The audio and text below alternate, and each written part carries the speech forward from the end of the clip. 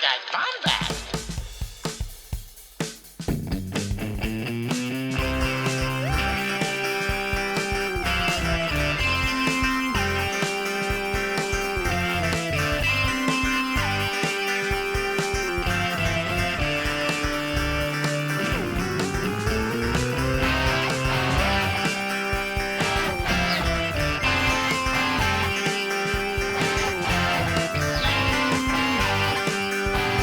Welcome to the Bombadcast. What is up, Bombad fam? This is your boy, the Canon Junkie. I am here once again on a lovely Bombad Friday with my co-host, my co-friend, Mr. Scotty J. Rowe. Scotty, how are you doing, sir? Before this, you were telling me how we were more than friends, but okay, I'm okay. I don't know why you just lied to the audience. Man, we are really laying it on thick for the kids right now, aren't we? Sorry, I told you we'll talk after they go to bed. So Okay, yes, sir. But no, we've got amazing guest Gerald, my partner in crime. We do, or in sensual affairs. We've got the only two of the host from We Serve Droids. Yes, I'm referring to Scott and Chris, and this episode might get a little confusing with as many Scotts as they go around, and maybe Chris's, but Jerry's not a Chris. But anyway, sprouting. boys, It's like someone poured water on you, and you're just like sprouting all over the place, man. It's crazy. yes. Gremlins reference. Yes. But anyway, boys, welcome to the show. Thanks, it's great to be here. Yeah, likewise. Great to be here. Aww. So I'm alternate Scott for your viewers, your listeners who don't know our voices. Yes. They're just... If you don't, you should totally go check their voices out, because their podcast too. Because guys, these are some great, fantastic. If you love our show, you're gonna love We Serve Droids for sure. Yes. Because they love the Weirdos too.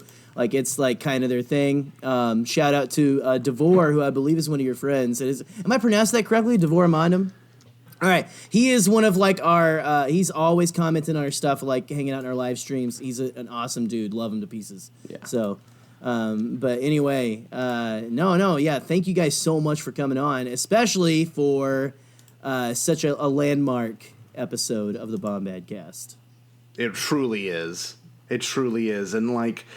We're having you on because of the unbiased opinion, because recently we had an episode where Jerry and I both had very strong opinions about something, and we need someone to break our opinions and kind of... Obviously still fighting. Obviously. I actually brought my Ronto down here tonight, Scott. Oh, God.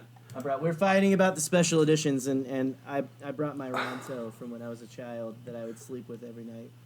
You know, because that's what you do with these. It was very hard with the pointy, ears and stuff, but I freaking love it. I don't have the Jawa. The Jawa, look, Scott, it's got Jawa bucking action, and I am completely serious. I am 100% serious. The Jawa sits right there, and you buck him off. And pardon my French to those of you who might have misheard what I just said just then. So, anyway. It's all right. I speak Jawa like a Wookiee. There you go. Oh, good one. Good one. Deep nice. cut. No, why would you just... Jerry. Well, I don't know. I guess you could I'm going say... to keep it going, man. I'm going to keep it going. So. Well, the Ronto is almost kind of a weirdo thing because it's such a post-edition thing to Star Wars, but no, they're reason... all over the Phantom Menace, man, too. They're all over, like... Oh, yeah, they are. Do you remember that? I forget that. He just, like, pastes them... He's got, like, a copy-paste button, but it's just a Ronto picture on it or something. He just, like, copy and pastes them, like, all over the place, just to piss you off. So. Is this the thing that, like, kind of farts on Jar Jar? I can't remember. That is a... No, I actually know what farts on Jar Jar. It's an EOP. Which one of the best the best tweets I ever saw was when someone was talking about Rise of Skywalker, the end where that old woman is coming through with that like whatever beast of burden, and they called it a Kirkland EOP, And I thought that was the best. Like, I laughed so effing hard at that. It was hilarious. But anyway, so I wish I could shout you out, but that was like probably the best joke I've ever seen on the internet. So it's so deep. It's so deep. Specific. Oh my god. No, that's amazing. They know my sense of humor too well, of course. That was good. Well, Jerry, since you're the mastermind of this entire episode, why don't you explain to the listeners and our guest what the heck we were doing this entire March besides quarantining and social distancing and not besides talking to one watching another. every movie we own and yeah, it's true. That is true. Well, man, I'm the mastermind, so Godspeed to us all right now. But so I wanted to do kind of a March Madness thing. I don't know if you guys remember, I guess they don't do it anymore. They used to do on StarWars.com, This Is Madness. And it was basically, they would just have, it's all the like A-list characters, right? And I mean, like, they would have some from the animation and all that, and they would kind of like, every day or whatever, you'd have like a new matchup. It was a huge bracket, dark side versus light, and eventually you'd have a dark sider and a light sider facing off at the end. And, yeah, I remember it's that. more than, I mean, it's Han, it's everybody. You know, it's the smugglers, it's the princesses, it's the queens, the Jedi, Sith, pirates, what have you. And I loved that, man. Like, I wasted so many hours that I could have been working at my like first job when I got married, just voting to make sure that Watto made it to the next bracket, and so I wanted to keep something going in that spirit. And so my long-winded way of telling you all why I kind of came up with this. I know a lot of people are trying to do Star Wars, like, March Madness things. Everyone tries to do their own version of March Madness, but I just wanted to do a weirdo thing because we love the weirdos here at the Bombadcast. I know Scott and Chris are like, that's almost like your brand is the weirdos, and so that's hey, we fit right in. So we did this huge tournament, and I say huge. I'm surprised that I kept up with every single day of this, Scott. There were a couple of days you guys might have noticed the polls didn't go up till like halfway through the day. But we made it. We made it, guys. Here we are. Good job to everyone. Kudos. And I'm going to stop talking, and we can all just kind of get into the real nitty-gritty tonight of the Weirdos, the March Weirdness tournament. So let's get into it, Scott. We might have some listeners who did not start from the beginning, and that's fine because we welcome any newcomer to this. And our guests currently might not know. But Jerry, what in the hell is a Star Wars weirdo? Whenever that phrase is brought up, what do you mean by that? I think I want to ask Scott and Chris because they're being too quiet, and so I'm going to pick on them. Guys, how would you define a Star Wars weirdo? Because I've talked for like 15 minutes now, so I'm done. Probably for the rest of the episode. Well, when you've got a Ronto in your bed, you can't last that long. I've been waiting 20 minutes to make that joke, just so you know, Jerry. Gosh. Oh, that's the new Kirkland Iopi right there, man. That's awesome. So I think that like one thing that every Star Wars fan has in common is we've all seen these movies so many times. Mm-hmm. There's just all these great background characters, and everyone has a favorite. Yeah. Right? Everyone has that one dude, that one person in the background that you just love seeing. That you bought the visual guides when you were a kid, and you tried to look them up to find out who it was or what their species was, and you just get tickled thinking about them. Like you'll be out in the street, and you're like, that guy looks like Mom Al Naden the Hammerhead, and you get kind of tickled just thinking about it.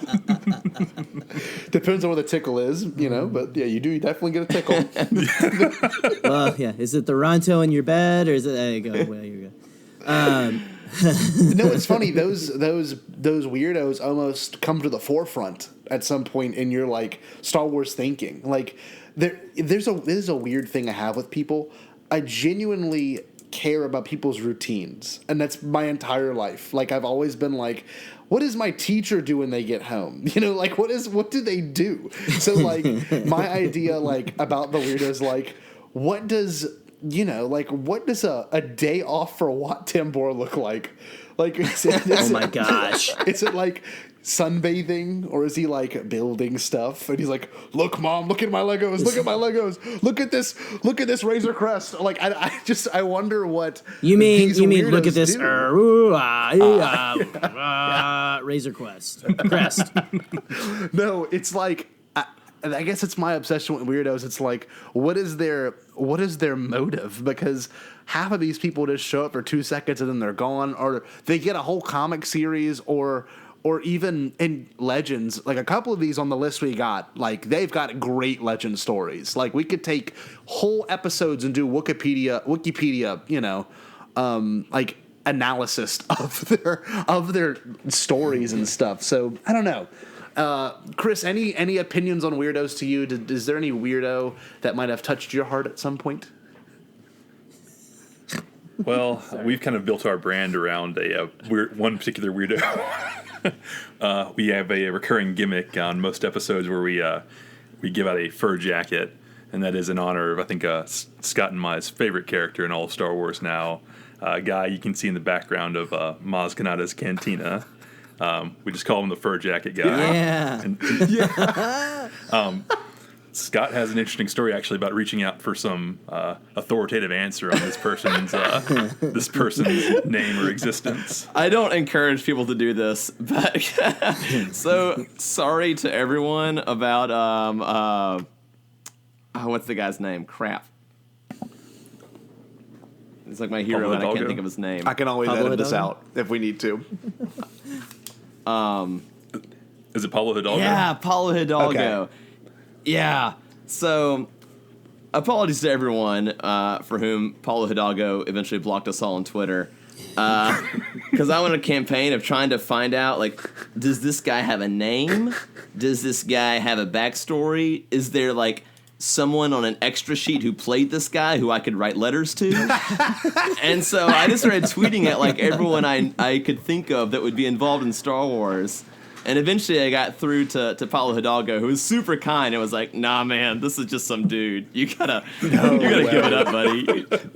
He was very sweet about it. Oh man, that's awesome. See, I'm just now holding my Force Awakens visual dictionary. I was about to be like, "Oh man, is it?" But Pablo, man, has some like interesting nuggets that he just like drops inside of these things, and that's funny. He's just some guy. Like, we need to like get him like. Are you familiar with the panel that Tom Spina and Tom Spina of Real Robot and Pablo do at celebrations? They have it the last couple of years. It is you. Oh man, you're gonna love it. You're gonna want to go back and rewatch the. You're gonna want to try to get to Celebration if civilization as we know it has not crumbled into oblivion. It is, I forget what it's called exactly, but they basically go through and name every one of the background characters in the Cantina of New Hope. And they'll they'll go through and they'll talk about each of these people. And at the end of the panel, they'll pick someone and they'll name one of the characters after you. So cool. They'll you get to name them or something. It's like kind of insane and awesome. It's really like, if you're into like those details like that, it's amazing. So you should check that out. But they should move on. All that to say, after they do the rest of the background actors in the Cantina, they should totally move on to Maz Kanata's castle. Yeah. Because that is like the next biggest awesome scene, and I know exactly who you're talking about too. Like it's like when Maz, that's like that quick zoom on Maz, right? When Han first walks in. Am I thinking of the right guy? Who like? So I've tried. I didn't hit the send button. Here we go. So he's by the door. Oh, right. Okay. Never noticed that. What is that? He's got this just comically large fur coat on, right up to his like awesome sunglasses and bald head. And there's a couple continuity errors. Yes! We Zapruder filmed this fur jacket guy. And there's like a couple continuity errors where he's there and the camera will cut and he'll suddenly be somewhere else. Yeah. So we may have concocted a, now there are two of them kind of backstory. If you were to like go up to J.J. Abrams, like ask him any question, if you go to this particular, could you imagine? He's like, there was just one guy in the background in Montana's castle. It's this fur dude with glasses on, and they look like Wayfarers. Like they don't even look like Star Wars glasses. I was gonna say, are those just like star-shaped sunglasses? Novelty sunglasses. Yeah. That's Is hilarious. that okay? Did Moby just wander into set or something there? And like they just didn't know and he fit in, so they're like, just keep him. So strange. That is awesome and fantastic. Well, I know someone who might need to make it onto next year's March Madness tournament. Man, that is fantastic. He needs a name. He needs a name. Space Moby? Mm. I don't know. Like that's amazing. I love that. I know. As soon as I saw that, I'm like, I see that guy. I know I've seen that guy, and like, oh my gosh, that is just amazing. That's a deep cut. Anyway. See, that's what we're looking for. That is a good catch. That's exactly what we're looking for in this episode. So, like, this is perfect, Yeah. And well, those are some fantastic answers. What a weirdo is, I guess, to kind of round it back out. A weirdo to me is someone that's like, they're eclectic enough as a background character to catch your attention and completely take you away from one of your viewings of the movie. So, like, I know y'all joked about Ben Fortuna on one of your last episodes, but like Ben Fortuna is one of those for me. Like I get so giddy when he walks up to R2 and he's like stroking R2. I'm like, that's so freaking weird. Back of his hand. He's got like the coke nails and stuff. Yes. And just like what does he say when they leave? Icho. Or like he's like damn it, I can't remember exactly what it is. Lucha or something. Lucha. He's like just like that. I just like bottomed out my waves on my recorder here. Yeah. Well, no, it's a good quality note. It's just stuff like that like just completely gets me enamored for Star Wars. And I know it's not intentional, but I think that's what George kind of founded everything on. He loves fluff in scenes, and it's very obvious. He loves stuff that walks by. Like, I don't know if y'all have been keeping up with the Clone Wars most recent episode, or I think it was not this week's, but the last week's at the time of this recording. They had one of the what's the walrus-looking people? I forget their species Walrus names. Man. Well, yes. It's you're gonna make me show how much of a nerd I am, Scott? Come on, yes, you have to. It's an Aqualish. But it is they had the whole Cantina action figure crew in that one shot. It's a couple shots, right?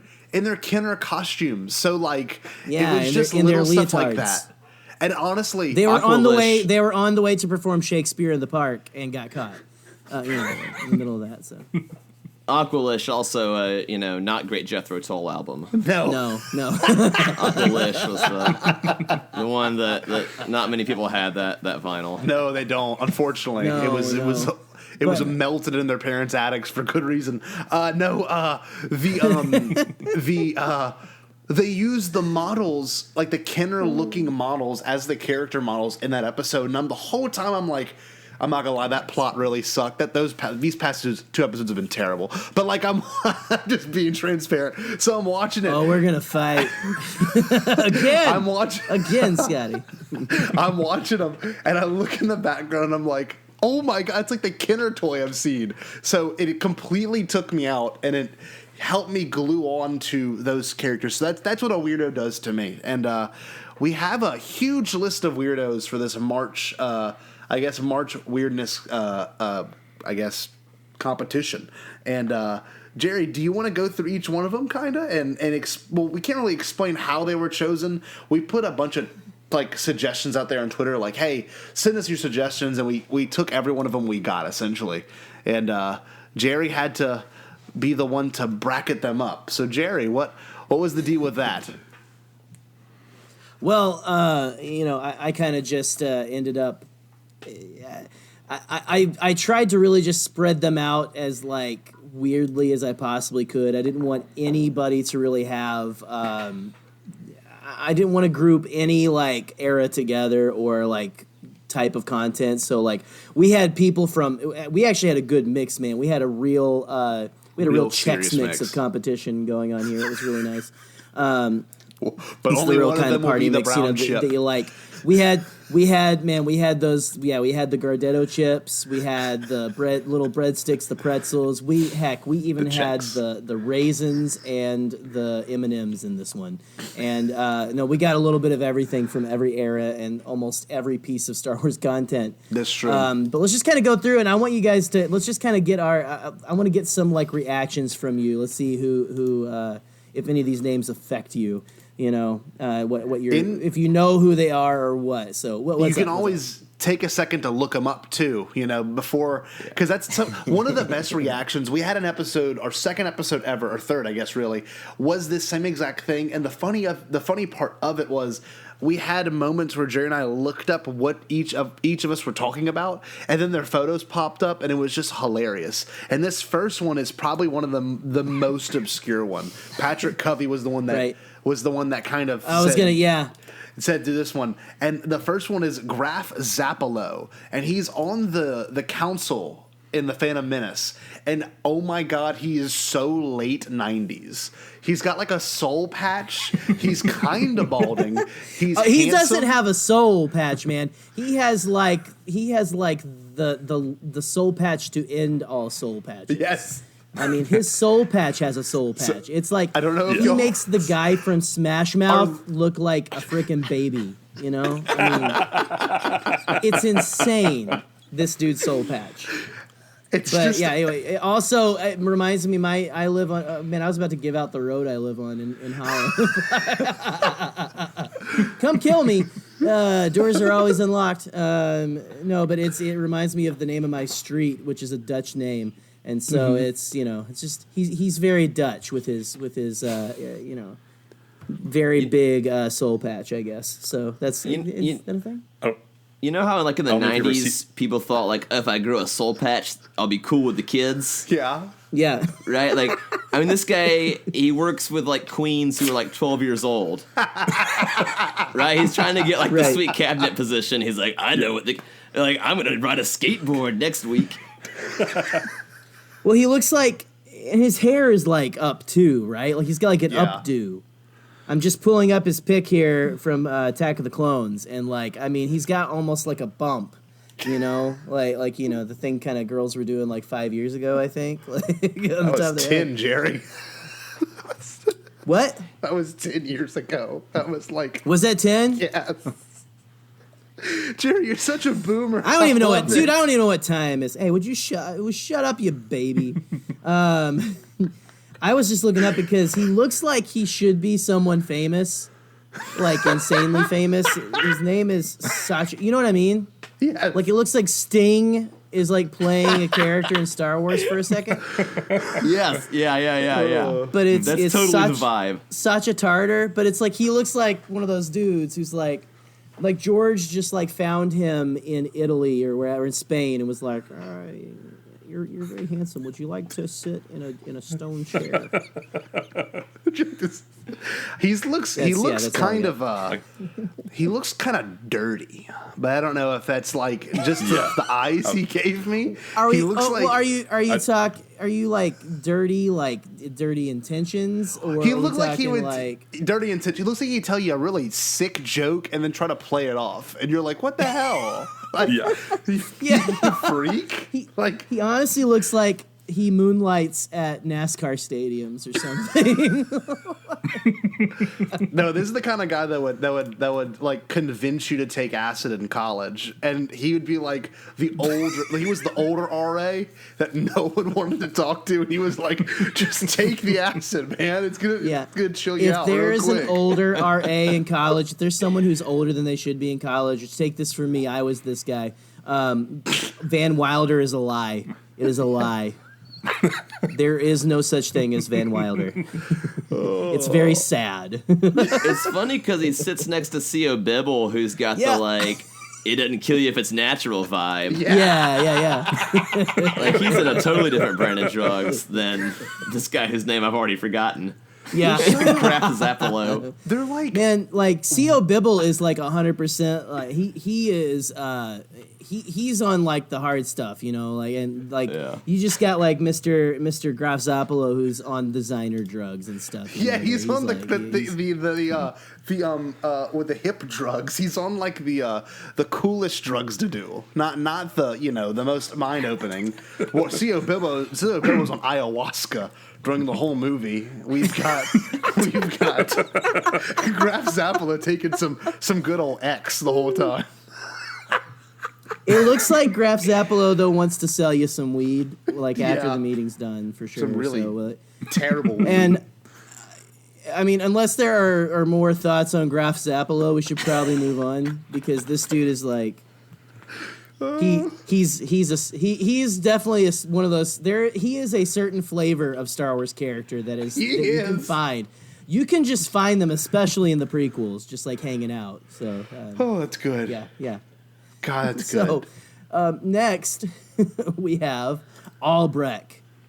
And Albrecht is a fairly new I think he's the newest one that we have on the list. He is I have the visual dictionary here. I believe he is no lie. I think the species name is Simeon. Simeon, which I'm like, really? Appropriate. That's amazing. I think Pablo was tired when he wrote that. Yeah. He had to be. 4:59 on a Friday. Yeah, he's like, oh, I don't know. It looks like a monkey. Which, honestly, what were your reactions, like, in December when they get to the part where we're like, you remember, like, everyone freaking out about Kylo's helmet being reforged in the trailer? Like, oh, they got hairy hands. They got hairy hands. Yeah. And we get to the moment, and it's like, he's got, like, a chimpanzee face. It's like Dunstan checks in to the Knights of Ren spaceship. Like, what do you got? I don't know. What were your reactions to Albrecht in December? Chris, you got anything? I just remember when you see the hand shot in the trailer, just thinking like, man, this guy can't really weld for a living because there's no way he has that much hair in his hands. On fire. and that working that close to fire all the time. Oh my gosh, That's that is amazing. amazing. What about you, Scott? I'm still looking here. Go ahead. I'm looking for the actual name of the species here. It's Simeong. I think there's a G on Is there there. a G? Yeah. Simeong. That's. Oh. Man, he was tired. He's like, I don't want to throw a G on it. I like to think that he was like college buddies with Babu Frick, and they like got bad blood. Like one became evil, one became good. Yeah. Yeah. Right? Yeah. Like this guy, Dr. Zayas over here, he like took the easy money working for the big corporation, and Babu Frick was into like designing like freeware software, and they eventually just grew to hate each other. See, Babu Frick like jailbroke like iPhone like 3GSs, and then we've had like Albrecht was like on the dark web buying like lives. So that's just the kind of people that they are. I bet that's what they do. But my impression of them when I first saw him was like, this is like the most like earthly looking Star Wars character, and like straight up was like, that's a monkey. Like, and then it did that weird thing was like, like it had like a little mouth moment. It was like, and he kept going, and I'm like, this is weird. All the I best like it. Star Wars background characters have good mouth moments. Yes. if we're honest. Now, I like to think when what's up, Jim? I think when Scotty noticed that they were all monkeys, he just Right. went like full Charlton Heston and was like, "We blew it Damn, up." dirty ape! Like stands Damn up you. in the theater. Damn you all to hell, and I'm hitting the side You of the... destroyed it. No, Oh, you blew it up. Oh man, dude, I'm not gonna lie. At first I was like, That's an effing chimpanzee. Like until it pulls, but as soon look, get this though, Scott. This is how twisted my brain is. As soon as it pulls out and you see that he has like goblin ears, I was like, all right, I'll allow it. It's a monkey with goblin ears. We're cool, JJ. Okay, but it's funny because it's like a monkey in goggles. I'm like, did Caesar get a job or something? Like pretty much. What's going on? Time traveling now? Space travel? I don't know. There's a lot in there. You look like a Doctor Who character, honestly. If we're completely honest. So. Our next choice is probably the most divisive background weirdo, because some people greatly dislike these episodes, where I honestly think it's actually one of my favorite arcs in Clone Wars because it's so ridiculous and so George Lucas. Like, Jerry, how would George have written this? Like, what do a George writing this episode? Because it's just so freaking weird. Wasn't it his idea?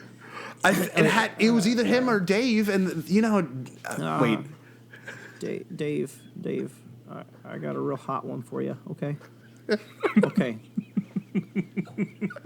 Like five guys stuck in the desert trying to find a city, but all of them are droids except for one, and he's just a frogman. And they run into Jackson the rabbit, but it's just a skeleton. So we find out that there are giant rabbits in the universe too, but he's dead. And the only thing that saves him is lizard ostriches. All right, I think it's the best thing I've come up with, honestly, since Empire.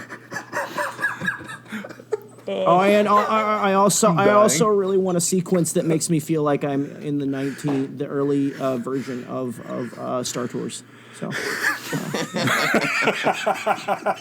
and write fuel in plain English on the thing at the end. Don't do Arbresh. No. Yeah. So, I actually love those episodes too. Like I think when you're first like binge watching through it, you're like, what is you hit a wall, because I think it's like right in between. That's season 4, right? Yes. Yeah. That's like the big Maul season, right? Yes. It's like Maul is back, and it's like Maul's back, and now we're gonna take a little break here with the droids and all that. And isn't R2KT in that episode as well, if I'm not mistaken? QTKT, which is a cute name and stuff. It's QTKT, but it is an homage to R2KT, which is the droid.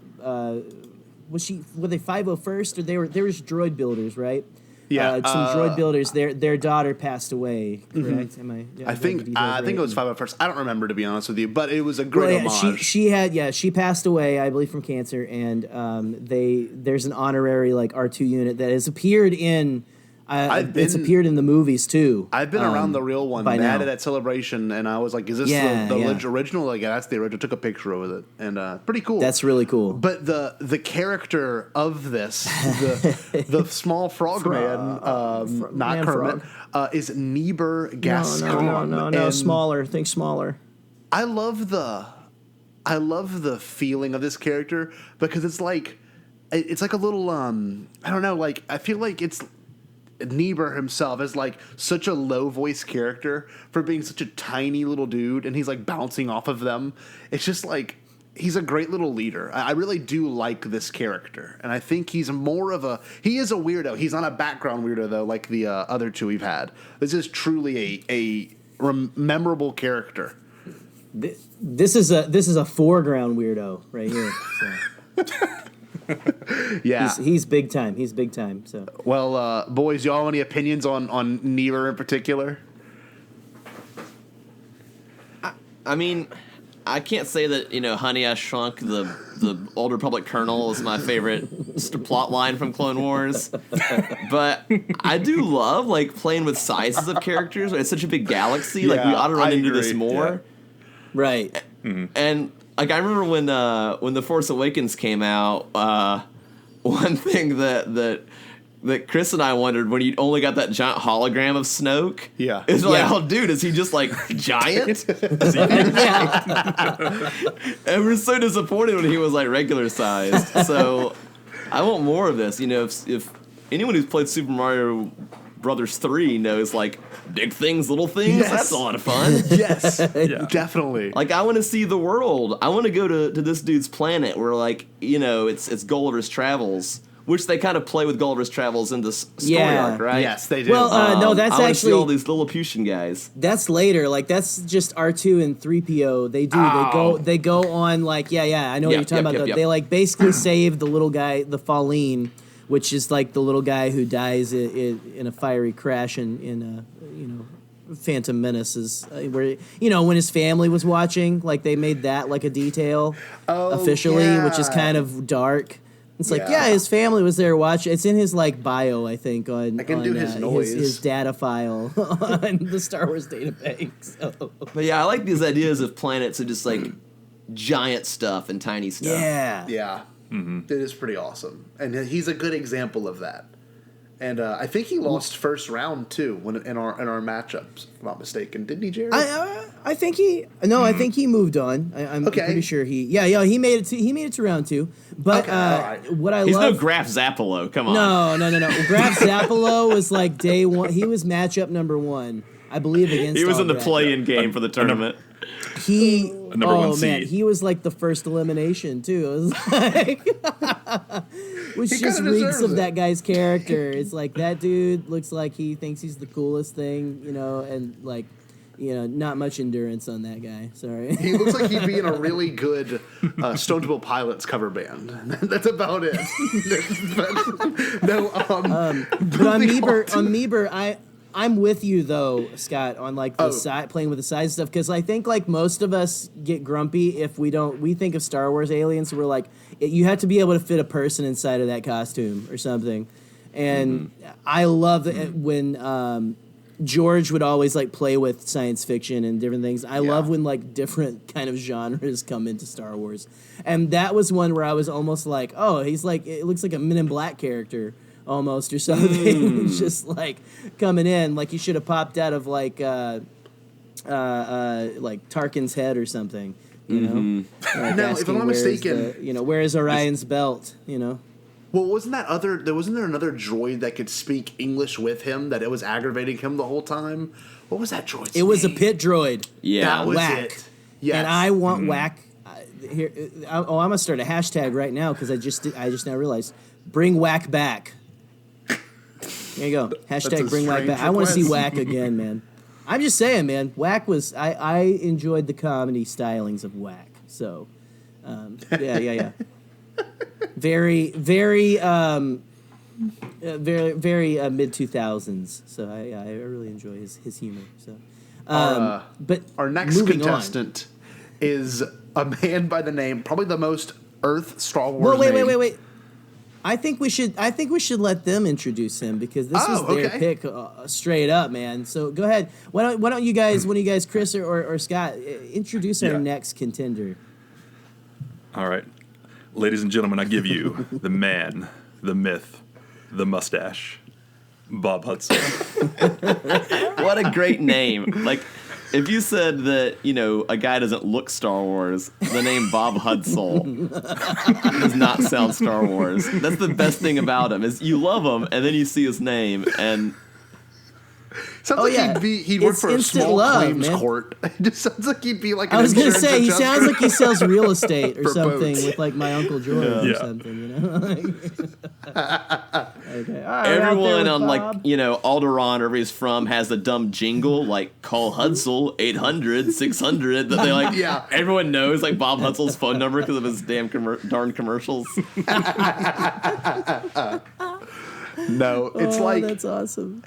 it's just the mustache too is obscene. It's like Civil War. Like if you're trying to prove a point looking Yeah. mustache, like it's like Obscene. it's like a mustache that like visually attacks you. Like I don't even see his face. I'm looking up a photo right now of him. It's Yes. his mustache is like, there's the whole thing that came around, I believe, with Super Troopers about mustache rides. And his is not just handlebars. His, I believe, has like a full like harness or something that you can like strap in and make sure you don't like fall off or anything. So it's like the It's got a NASCAR. sidecar. Yeah. Yeah, 5-point racing harness. It's like the things that they strap people into the the F-15s with. So. Oh my God, it's man. so ridiculous. What can you say? And I actually made a transparent PNG of just the mustache from the one darkened shot that was the best I could find. And I fully planned, and maybe I still will put it up, because I said that his mustache had moved on to a new host, I believe. So I got to figure it out. Maybe it'll attach to the winner or something. It's like the face hugger from Alien. yeah. It's like, It implants a Bob Hutzel in your stomach that bursts out. Oh, just look at it. I saw the picture in the chat. Like, it's just obscene. It's just unbelievable. How? This may be the first weirdo I just remember. I always remember seeing this guy even as a kid, like in the background. I could never not see him. He looks that's like a full-on Willy Wonka and the Chocolate Factory mustache. That's like one of the Oompa Loompas that works in the factory. You know who he looks like? Who's the man from Arrested Development? The who plays I guess the father, the Jeffrey patriarch. Tambor. Oh, Yes, Yeah. like in this photo I'm sitting right He now. looks like George look Bluth at this. Sr. Looks just like. Just look at that. They could really recast it. There's always a mustache Please, in the can banana we- stand. Yes. Oh, please, can we get Ron Howard back to do another Star Wars show parody? And like have my him like God. talk about how George Bluth Sr. is like hiding again in like the Rebel briefing. Does Bob Hutzel die? Or that Oh, must no, be he did maybe that's die. Oscar. Who knows? George Yeah. glued a fake mustache on Oscar. Y'all know that Max Rebo is a never nude. Yeah. Or does he even have legs? That's the debate, my friend. I don't know. You ask the guys from Blast Point. They're big on his arms were supposed to be his feet, which is weird. I don't know. Like, I love that, though. He's, oh my gosh. And he's blue. He just blew himself, so. The funny thing is, he did not receive a name until the 1996 card game for A New Hope Limited. Like, it was the customizable card game. It's just like, Wait. how did he not get a name for almost 20 years? It's unbelievable. I And gotta they left stop it to you. the intern, I guess. Yeah. Well, yeah, I got to stop you right there too, because I can excuse it if they were like, in 1977 or even the 1980s, like, oh, his name's Bob and stuff. That's with names true. like Garvin Dave Drace. Like his middle name is literally Dave. And what is it? Isn't it like Dutch Vander's like first name something earthly, like Steven or something? It's not Steven, but it is something earthly. Well, like, But also you're Kyle telling Katarn. me they waited Kyle. till the freaking mid '90s when we were putting hyphens and like an accent Mr. marks above Onyorodo. everyone's name, like Mina Kakakababada, and like his name was, let's name that guy Bob Hutzel, Insurance adjuster. used car salesman. My goodness, that is amazing. That's just mind blowing to me that he did not have a name until the mid '90s. So anyway, we should move on. His 90s, when they did the arc where his character got cloned, it was Boob Hutzel.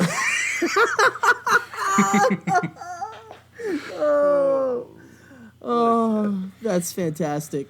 So then was no, never mind. I almost gave spoilers for the novelization of the. Anyway, never mind. Let's go on. Our next one is a crowd-funded favorite, and that is our friend Wat Tambor, who has now made a amazing reappearance in Clone Wars, which I think is great. I think we talked he about had it, Jerry. a big part of that, didn't he? He's Yeah. our most B-list sci-fi character, like ever, like in Star Wars. Like just like the looks like- look, steampunk. It makes it so weird. Yeah, well, I was gonna say he's a steampunk toadstool muffin. Like, what is he? Like, so awesome. And I love that they doubled down. And they're like, no. Like, on his home planet, they wear top hats with gears on them. Like, it is, like, 100%. Like, even, like, the thing they pulled Echo out of in the Clone Wars looked like the freaking thing they put, like, Steve Rogers in the Captain first America. Avenger. Yeah. Yeah, to blast him with Vita rays. I mean, like, it is as 1950s steampunk as you can get with these guys. It's And amazing. He is a crowd favorite. So what is your the dude has a radio in his chest for his voice, for crying out loud. I mean, come on. Like, what are your thoughts on Wat Tambor, gentlemen? Chris, what do you have? I mean, just such a great character. I think he has one line in the in episode 2, and he just sticks with you. I mean, it's like you have to wonder, like, what are the other dials do? Exactly. What did they do? You know, and it's Half funny. of his line is static. So Yes. Yeah. Well, it's like, oh, hold on, we moved to AM. Hold on. well, he's also the last one to be killed by Anakin, which is also really kind of funny if you think about it. Like, he's the most important, apparently, or just the. I love that he went off to a room and was like, "I got to get the hell out of here. I don't know where else to go." He's just I'm like, gonna go to this conference table will protect me from him. Like, he's just, it's like so blink and you miss it, but he's like at the end of the conference table, just like, I hope this works. Well, wait, you got to think how weird that is. That like one of the most iconic Hayden Christensen moments in all of Star Wars is like when he looks back with his red eyes and Watts in the back, like, oh my god. Yeah. He's turning knobs. Like, I gonna could get make me my to eyes this do that one? too. Oh man, that's awesome. I'd always kind of like thought this was some kind of like barometric pressure suit. Oh, So I kind of wanted like the lightsaber to like, like just poke a hole in his face to implode or something. Yeah. Like, it's really, Oh, yeah. it gets Or all like he David shoots around the Cronenberg room like a gross. balloon or something. Something like in Total Recall. Or I something. just, Yes. well, you just made me think about it, Scott. Imagine a Wat Tambor naked. Like, just picture that. Like, imagine him taking a bath. Scott, what is Scotty? Well, my work here's done. I've caused this to happen. Just like imagine, like, Scotty, are you saying you want to see Wat Tambor's Ronto? yes, I do want to Is see that what his you're saying? Ronto. But I also just like, Ronto. like if you look at him long enough, like he starts to like become you. I don't know, like you look into his eyes. It's one of those characters.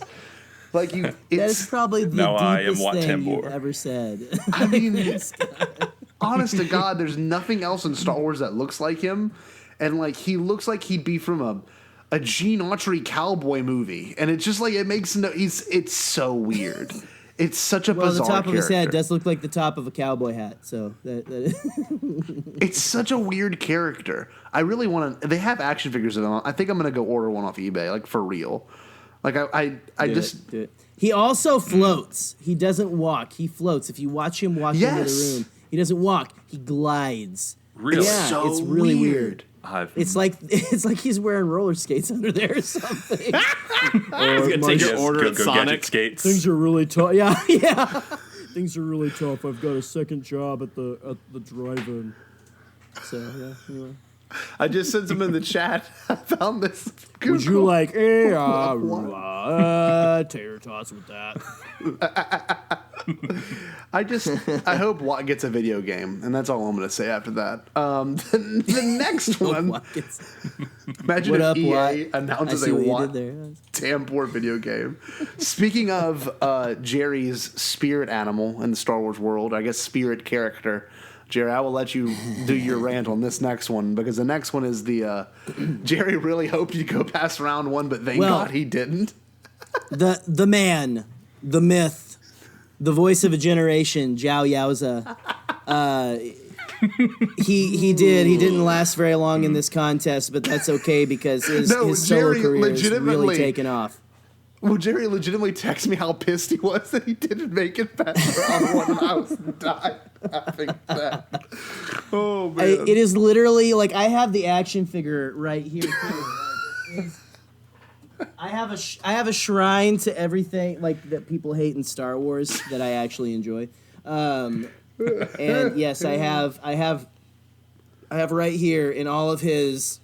He looks honestly, Zhao Yaoza. I don't know if you guys can see the action figure right here, but it is. He honestly kind of looks like that the mascot of Honeycomb cereal from like the late '90s, early 2000s.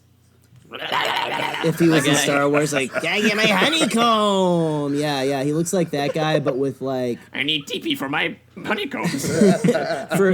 with really, really, it's like a cross between that guy and Mr. Tumnus from Lion, Witch, and the Wardrobe.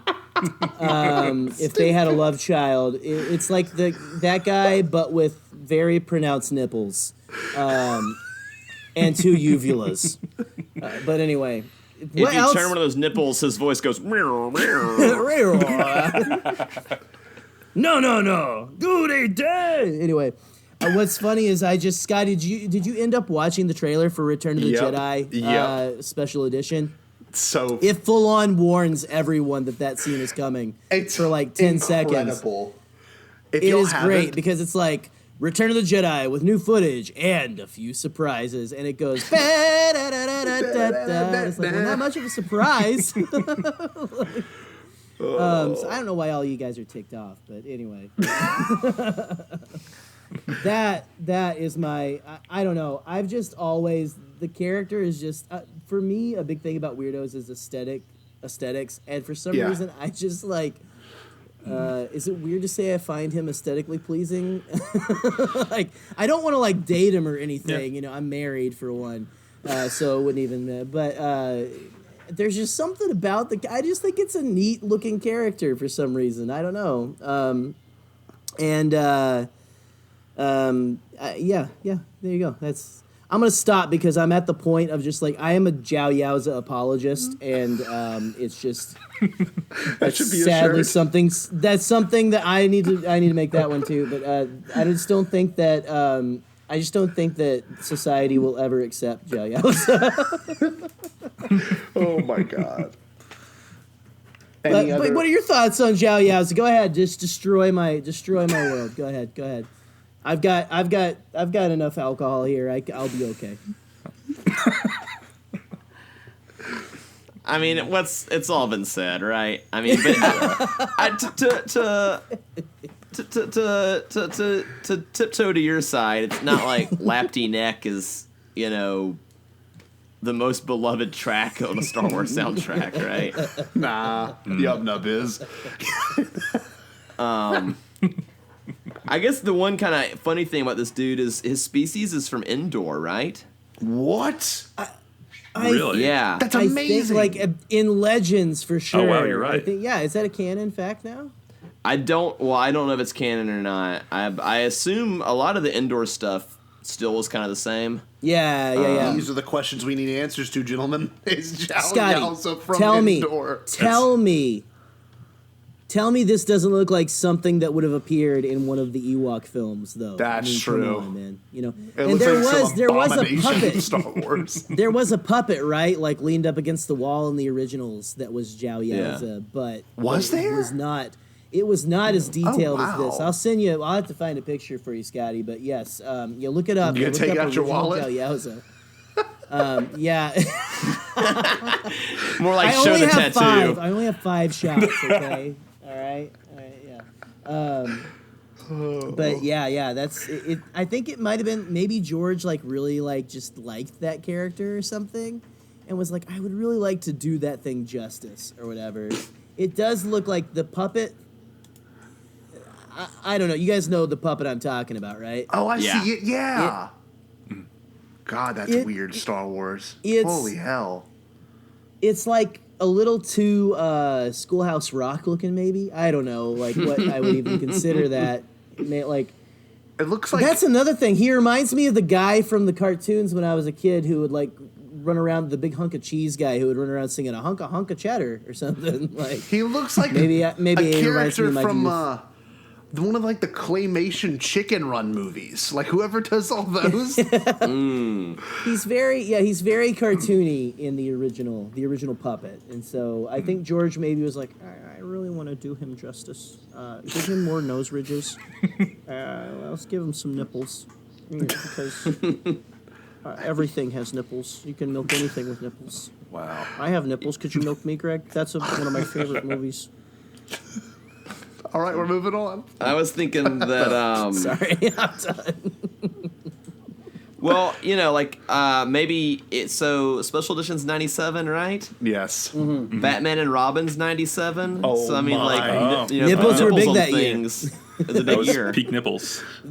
So can we officially crown 97 the year of the nipple? The memory gland year. Great memories. the nerd nipple. Oh, man. Our next one, Jarl Poof, which is an interesting one, okay? I think Jarl Poof, if I'm not mistaken, was it Jarl Poof or the Kaminoans that were based off of Spielberg's Close Encounters? I believe there was it was documented by George that I think that was like his tribute to the alien from Close Encounters, or it was the Kaminoans. I really don't remember which one, but Jarl Poof is one of those characters that actually, for some reason, with canon, they're like, we're gonna bring this dude back of all people and like give him a little arc, right? Doesn't he have an arc now in the new canon? If I'm not mistaken.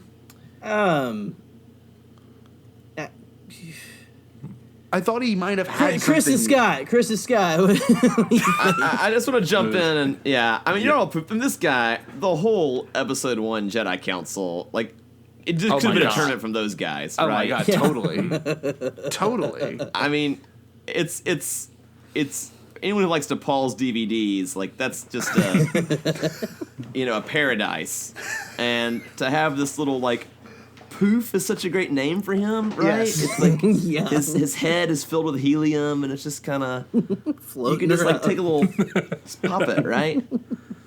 I don't know. He looks very wise to me, like a tortoise. Yeah. Yes. Yeah, I can see Tortoise. He tortoise. knows Yeah. how many licks to get to the center of a Tootsie Roll Pop. You've got to think though that Might be that's a little like such a racist. hard that's such an easy target for like if he was to fight like a dark Jedi Sith or whatever, like Oh yeah. it's like, I mean, his head is floating there bobbing back and forth basically saying, come on, get me, and yeah, he's it's not just- getting his hand chopped off. no. No. I mean, a helmet is going to do nothing for that guy. I don't know. So it is. Yeah, you're very correct. He does look like a wise tortoise, though. So I don't know, Scott, if that was if he was the like inspired by Close Encounters of the Third Kind, or he does look exactly. In the Is he face, Kaminoan? yeah. Do we know? Like, I don't think he is Kaminoan. No, I'm not saying he's Kaminoan. I'm saying But I he think looks- the Kaminoans Yeah. were George's homage to Close Encounters, or it was Jarl Right, Poof. right. I cannot remember, to be honest with you. But Jarl Poof Right. is one of those like. He's not even a blink and you miss it. Like, he's in there a ton. I mean, of course, he's in the Yeah. Jedi Council scenes, but like, Yeah. he's like the good. Like, if you look behind Anakin in every one of those shots, you see him like sitting in the back with his, big ass head and neck. But he's just he's iconic in his own weird way. Each one of these characters really are. Especially, love him. Yeah. Oh, dude. Of course. I think he had a toy too, if I'm not mistaken. Let me see. Yeah, man, all those guys, like back in the day, Yeah. they used to make every one of the background. I wish they would get back to that. Maybe eventually we too. will and stuff. We're gonna have a couple years Constable without Zumio. movies, so we'll see. But I am just jonesing for like a scissor punch, a therm scissor punch or something. You know what I mean? Like, I need those background guys. I need every Yes. one of them in toy form. Scotty, Yes. I believe we are omitting Mr. OP Pit, the tag team partner of Wat Tambor. Yes. I that don't is know if you true. were trying to save him for the end or something or what, but I will not let OP Pit go unsung if for any reason other than he has probably one of the best names of a background character in Star Wars. So, do you guys, I don't know if you're familiar with OP Pit, if you watch Resistance or not, but his design is based on some of those. I believe the species is Fragosian, which is great because he looks like he doesn't give a frig about anybody. And they look like, honestly, like the Fry Kids from the '90s in McDonald's. Yeah. You know, like that's what they look. That's what they reminded me of, or like a giant chicken nugget. Didn't they but that's just what acknowledge they that remind me too? of. I thought Pablo before his mass wipe before his Thanos snap. I'm He, pretty he sure may he have, yeah. Pretty sure he. I think I remember going like doing like the Michael Scott gif because that's my go-to. The thank you, to him when he said that. But, Yeah. But let's just bask in the greatness of the name that is spelled exactly how you would think it would be. O.P. Pitt. It's nice. That's a name that exists in Star Wars. So anyway, I don't know if anyone has any love or I just really think he's a great grumpy janitor. I didn't realize the first time I saw him, I didn't realize he was wearing a hat. Yeah. I thought he was like a Ichabod Crane bad guy. I thought he had a pumpkin head. Yeah. Because the hat looks sort of pumpkin stem and this sort of yellow orangish face. Right. You're not alone, Scott. As someone experiencing this character the first time, Okay. it's the first impression I had. But now that I see it's a hat, that's even Yeah. better. It's Now, fantastic. isn't the Fragosians, isn't their first appearance in The Force Awakens too in Maz's, isn't it the first They appearance are. in Maz's, They're supposed to be in The Force Awakens. I don't know if you can see them right off. We might have to Zapruder film, like you're saying them stuff too. But they were in the first time I remember seeing them was in the behind the scenes reel for The Force Awakens, I believe. That's what it is. Because I remember going like, "What the heck is that thing? That's in Star Wars." That's a Star You're Wars taking thing. McDonald's characters, putting black capes on them, and just throwing them in there. Like, okay, cool. I guess I'll allow it. But I don't know. We'll have to confirm that. But I believe it was that like behind the scenes featurette before the thing. Yeah, man. Oh wow, that's The great. live Wish they action posted ones. about it. The live action ones are a little like, what? How is that even? How is that even a thing? Oh. Yeah, man. Whoa. Sorry, I just saw the live action one. That looks like that looks like the. Yeah. A lot Looks of like McDonald's has like a Mad Max Happy Meal or something.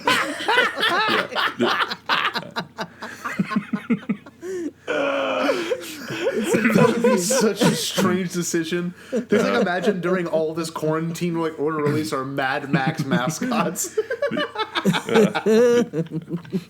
Immortan Hamburglar. Like, is this for a girl or a boy? Because we got to know if you want Furiosa or Max. So.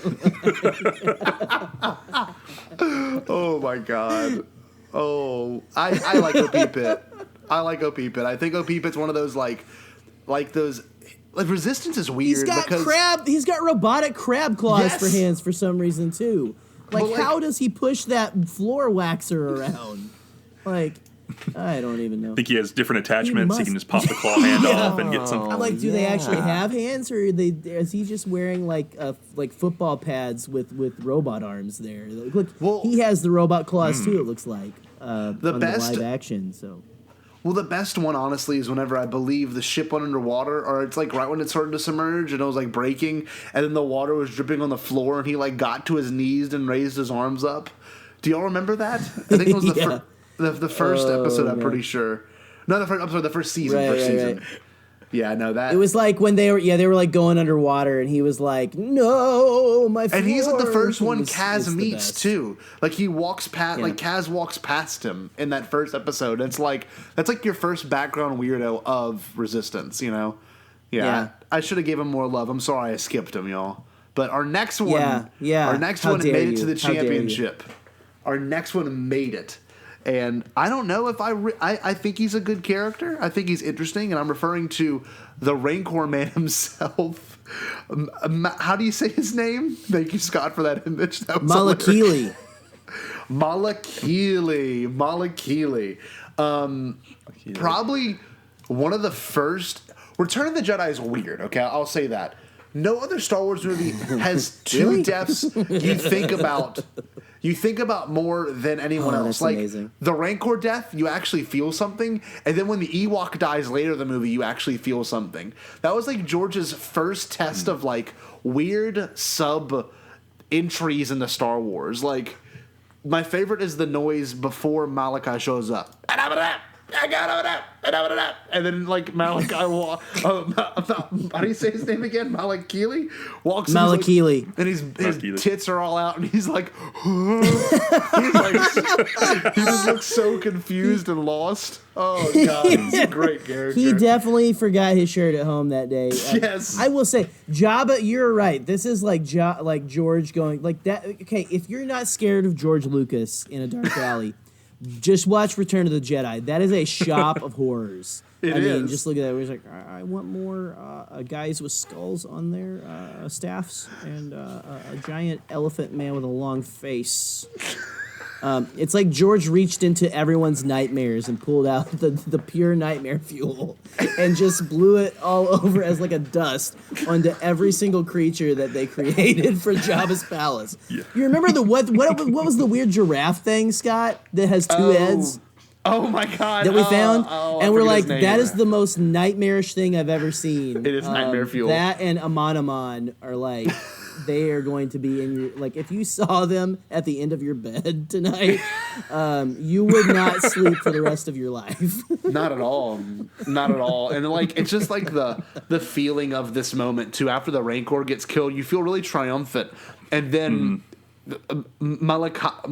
Malakili walks in. Malakili. Well, when Malakili walks Malakili. in, well, you don't even notice, and until he's like, and He he's like pushes crying. he pushes the guys aside. Like guys are coming in to get Luke. He pushes all of them, including Luke Skywalker, to the side. He's like, "Get out of my way!"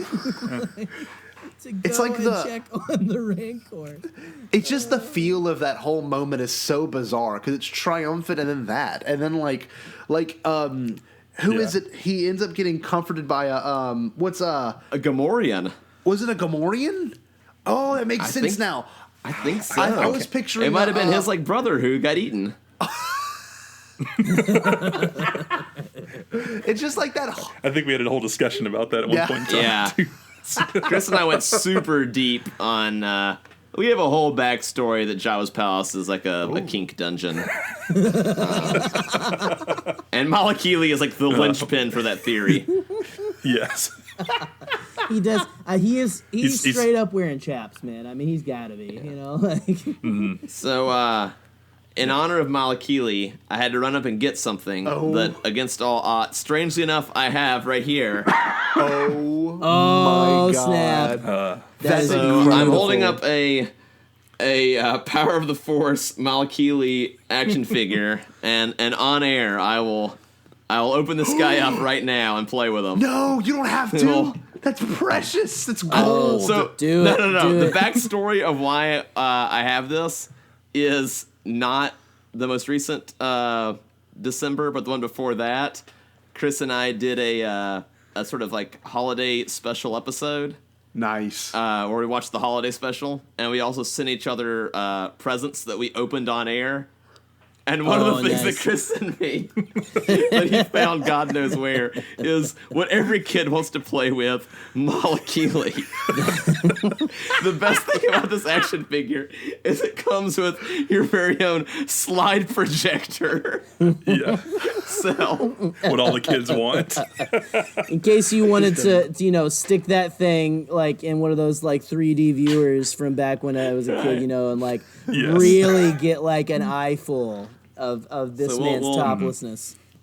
Get this noise Yes. to annoy the hardcore collectors out there. Oh, here we go. Ooh, here we go. Oh, I hear the yes. 90s cry out in terror. The plastic is yellowed. That's awesome. Oh, that's fantastic. And about our theories about what's going on in Jabba's palace is the thing that comes with Malakili is called the long-handled vibroblade. It looks a little bit like this. Oh, nice. Ooh. Yes. What an Good amazing time. moment on this show. I wish everyone could see this. We are currently looking at a freshly open 1990s Mala Keely action figure. I bet he smells great. He's got that new Mala Keely smell. I've actually been curious what slide projector cell's been in here for the past year and a half. It's probably just him crying with the Rancor in the background. Surprisingly, new Mala Keely snail smell is only slightly better than day-old Mala Keely smell. So just so you know, you might want to just keep that in mind. What a moment. Gosh, I can't find the nightmare giraffe. I might have to turn safe search off. Thank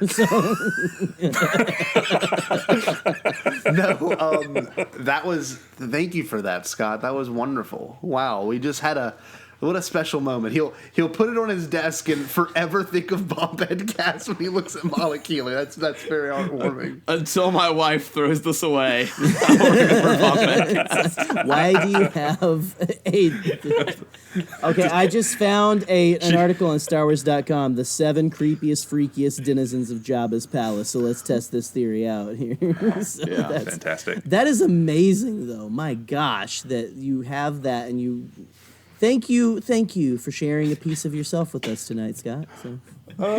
He's got little butt plugs on his armband. This guy's just in case. This is just more fuel for our theory. Yeah, it really. So do you all believe that Jabba runs a brothel? Is that what you think might be happening? Oh, it's all no, man. It's like swingers. Everyone's into it. Oh, yeah. and Droid might be like that droid getting tortured was totally into it. Yeah. Wow. Okay, I am sending 2 images right now into the chat. That I wish we're gonna have to post all of these. When the episode comes out. I know, and officially they do the official shots of these characters with the black background. It really just completes the look. So that character's name Completes the whole nightmare is Kane effect. Adis. And it is a nightmare giraffe with 2 heads. So there you go. That's for free, guys. So you are completely welcome. Scott has a look of horror on his face. Yeah. I look forward to seeing this again in my dreams. No, they did not do as any I'm startled favors. awake at 2 in the morning. Look at Amanaman just has deep pools of darkness for eyes. I think they're just straight up red. And they're just straight up demon eyes. And what kind of skull is that on his stick? I think it's mine, maybe after tonight or something. It is that's even creepy. I wouldn't want to run into whatever the skull was, No, much less him. Oh my gosh! So I think that if you put a Mala Keely action figure under your pillow at night, this guy comes and exchanges it for a skull or something. Yeah, or he asks you if you've got any butt plugs or something. The way those fingers reach up. Oh, yeah. So next up, the next one up. Yeah, we really gotta. Well, the next one up, I have a very special feeling for, which sounds really weird. I don't know how y'all feel about Solo, gentlemen, but Solo was one of my favorite Disney era films, honestly, so far. It's just like a really good. It's like Return of the Jedi. It's got all the weirdness it needs to have. It's a great movie. I was actually watching this past Saturday, and Lulio Primoc is actually based off a New Orleans singer, Louis Prima. So it's weird, and he sings in a low voice like Louis Prima does, and Louis Prima actually voiced the gorilla from the Jungle Book. I'm sorry, not the gorilla. Yeah, no, the orangutan from the Jungle Book. Yeah. So he's he's got that huge King Louis. Yeah, he is King Louis. He's got that huge voice, and I love when you walked in on Solo and in that little area, you got the woman with the weird harmonica mouth, and then you've got I guess Lulio Primoc, and it was such a cool moment, hearing vocal jazz in Star Wars instead of just orchestral, or I guess a 4-piece jazz orchestra. You got to actually hear a singer this time. It was kind of sensual too. I will say that it was kind of romantic. But yeah, I like Lulio Primoc. I really wish he would have made it to the end. To be honest with you, Hey, man. I like how he lives in one of those tubes that you put into a bank and like it zips your like cash deposit to the teller. Yeah. I'm pretty sure I awesome. saw him. We had a closet at my school with all of the creatures in formaldehyde in the Yes. science room, and I'm pretty Oh, sure I yeah. saw him on the shelf a couple of times there. Right. So he is straight up just like, hey, look, your creepy uncle keeps this in his basement, and you're really contemplating calling the cops. But yes, it is like a formaldehyde Yeah, it has like a looking creature. It's Ripley's a good, Believe It or Not museum quality to it. yeah. Yeah, that's true. I like the character. I think he could have benefited from a movie himself. So I'm hoping for that. Scott, now any you know. opinions on Lulio Now you know how I Primoc? feel about Zhao Yaoza. I'm just Yes, I saying. guess I do. Except for, I guess, not everyone hates the frogman in the formaldehyde bank tube. But Let's look at the bank but- tube. It's amazing. What a deep voice for just a little are we gonna- character. well, are we going to talk about the big change? They changed last second his voice to the deep voice. Or I think it was last second. I don't know, because on the soundtrack, it's like a high pitched voice. It's like Babu Frick is singing the backup vocals or Really? something. Yeah, have you guys Really? not? Huh. You must really love the song, Scott. If you've never listened to, I'm joking. Wait, I'm wait. joking. That was Hold on, wait. the, This is the vocals. I'm reading. the vocals on the actual soundtrack. Yeah. Oh, I didn't know that. I'm gonna listen to that right now while we're Yeah. all trying to talk. It says right here he also starred in a series of old Hollow movies while wearing a dashing humanoid exosuit. Now past his prime, Lulio Primoc is still favored by retro collectors and enthusiasts. That's incredible. He wore a human exosuit. That's I think it's the Yeah. first time I ever heard that in Star Wars. Yeah. That's very Star Wars. Was it human or humanoid or just Humanoid exosuit. Okay. Maybe it was that half-head lady. Yeah. That's walking around the same room. He just The plopped his little hologram tank right on head? top of that dome and Oh yeah. It's just pilots Yeah. are around. right. Or it was. I mean, we talked No, online. go Or left. it's inside like Krang from Ninja Turtles. Yeah. Oh, It's like a plug and play. You Oh just- yeah, man. Sick. Oh, that was. Oh man. Deep cut. I want to go watch '90s Ninja Turtles now. That's amazing. Cowabunga. Oh, dude. That seriously makes me very happy that he is literally that one alien from Men in Black who was Yep. inside the dude's head. Definitely. That's amazing. Yeah, what if it was just like a pair of pants and just him sticking out of the top half, It's like, this is my real height, or something. Yeah, he's Malakili. That's in Molecule's belly. Yeah. That's why he didn't wear a shirt, overheating and all that. Oh, that's awesome. That's awesome. Well, our next one, our next one's a famous vapor, which I don't know if that's ever been said out loud. This next one is known for ripping big vape clouds in the. that was, I can't get over. I don't think those words have ever been uttered in human history. Famous vapor. He is so well Like there's known. like a And competition or something. yes. No, and he's Real the famous winner. Vapor. Sorry. He is well known for his vape. He can make vape circles, and he can make really cool vape clouds. You see him drive around in his really tall truck, and he's just blowing vape clouds out of his truck, listening to some really good Buck Cherry. And I feel like that's Danik Jericho's aesthetic. Or he's really like Neapolitan, and he's like a very clean man. I feel like Danik Jericho was like, he just happened to be in the wrong place at the wrong time, and he wanted to get a little stoned, so he's like hitting this I dive guess some bar. sort of death stick vape, and he's like watching like stuff go down. And you see him, he's like it's like a long stick, and he's like he looks like he'd be very I don't know. 1920s when he smokes cigarettes. Like, he does it for fashion, not for fun. He looks like if the caterpillar from Alice in Wonderland became a human and also wanted to kill everyone around him. That's just the vibe I get from him for some reason. Although he does seem very chill. Oh, he's lax. Yeah. He does not give a shit. He better That's on be. his first death stick he's smoking. Yeah. So what's in that? What's in that pen, man? No, he's in the original Star Wars. So he's literally like, I think he's got like 3 separate shots the entire movie, and like he's got one where he's hitting it, and he's got one where he's blowing it out, and the next one's him like going back to hitting it after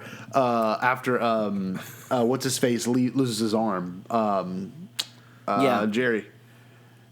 Oh, Ponda Baba. Ponda Baba loses his arm. You know, he loses his Wolfman arm. Yeah. Not his flipper arm.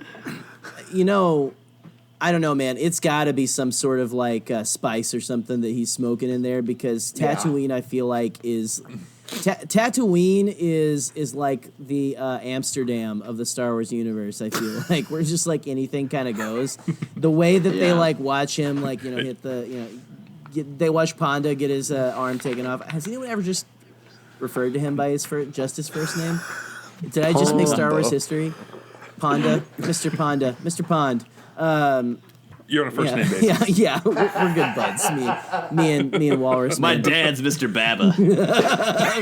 You will call him by his full name, sir. That's Mr. Ponda to you.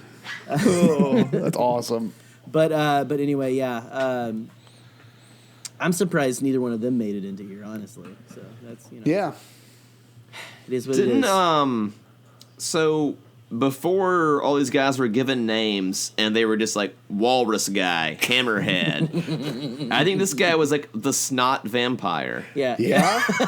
Like that's what he was colloquially known as. Danik Jericho. Or like, did they like, okay, Danik Jericho, did they just like take and like rearrange the letters of the name of someone who like stole one of the production people's wives or something, and just like we're gonna name him that. This guy looks like a prick. We're just gonna like name him after that guy. So name him after Dan. He has a very Star Trek alien face to him. He does. Like would have slapped We're gonna somebody on your nose and called a day. Yeah. Oh, that's amazing. So, vapor. While we're on the topic of barflies, though, maybe we should move on to our next contender, who is Big Al, who has maybe the best mustache in animation of Star Wars characters. He is the Star Wars character that is always in the bar of Star Wars Resistance. Yes, the kids show that has the friendly town drunk that just hangs out. Spilling his drinks and stuff, going, oh darn, you know. Straight up, this dude is always in Aunt Z's. It's a pub. You get food there as well, but they get drinks. They get drinks there. Yes. And so, again, as we always say, don't sleep on Resistance, man. There's some gold. There's some gold in that there. There's some drunks. There's some casino going, which I think is very strange. Gambling is a huge chunk of that show. Resistance is kind of odd. And they care about each other, yet do not care for anyone's safety at all. Yes, which is freaking amazing. It's quite amazing how reckless they are on that show. Yes. But I don't know. Do you guys have any impressions of Big Al? Have you heard of him? I know you guys. I think Chris, you were saying you hadn't heard of Opeepa before this. Do you know who Big Al is? Or do you guys know? I'm going to call you guys out. No, I'm unfortunately. I do not, unfortunately. So he's a bit of a barfly. What Cheers character would you say he is? Just maybe try and introduce him to me. If he's a Cheers character, I don't. Honestly, I haven't watched much Cheers. I've seen bits and pieces, but I would say I'd say he's a Cliff Clavin, maybe. You know, maybe a Norm, maybe a bit of both. I get that vibe, like looking at him. The mustache of Cliff. With the personality of Cliff of Norm, let's say. So that's good. We'll go with that. But look, I'm sure you can find him on YouTube. You can stream all the entire series on Disney Plus right now. But it's a much better binge than it is a week-to-week show, I will say. Because even I, Jiao Yaoza and Jedi Rock's lover, Jerry the Canon Junkie, found it kind of hard some weeks to slog through.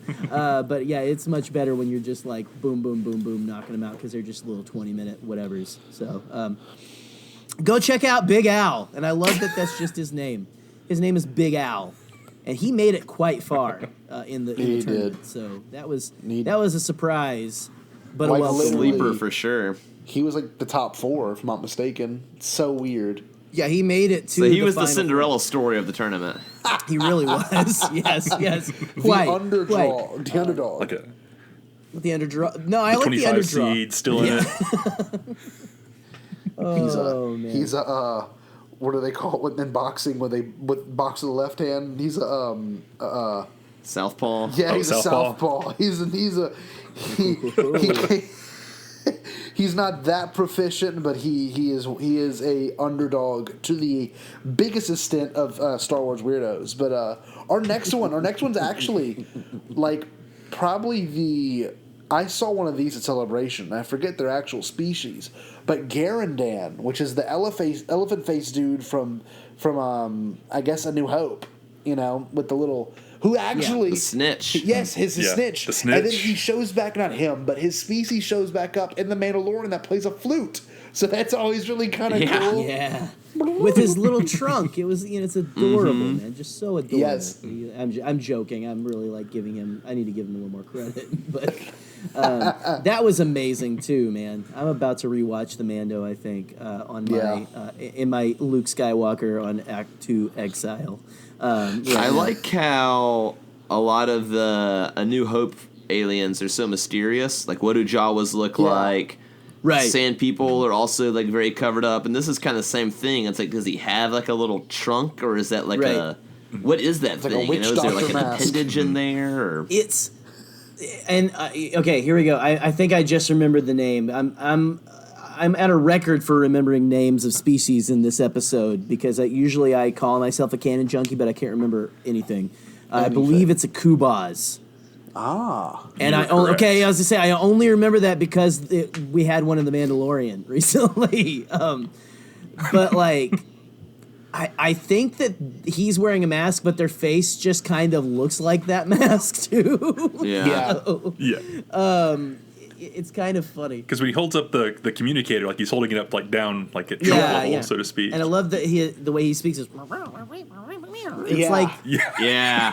Whoa, that was on point. it's Yes, well thanks. done. It's he's very it's like a Muppets character from like the 70s, like when they're doing the Muppet Show, like he'd be in the background of Mana or something.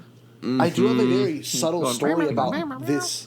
There was a cosplay of this at Celebration Orlando, and this dude walked from group to group, or dudette, some lady, I don't know, walking from group to group, making the noises like through a little microphone in their mouth, and like leading in on conversations, and like whatever the noise is. Jerry does it really well. Wow.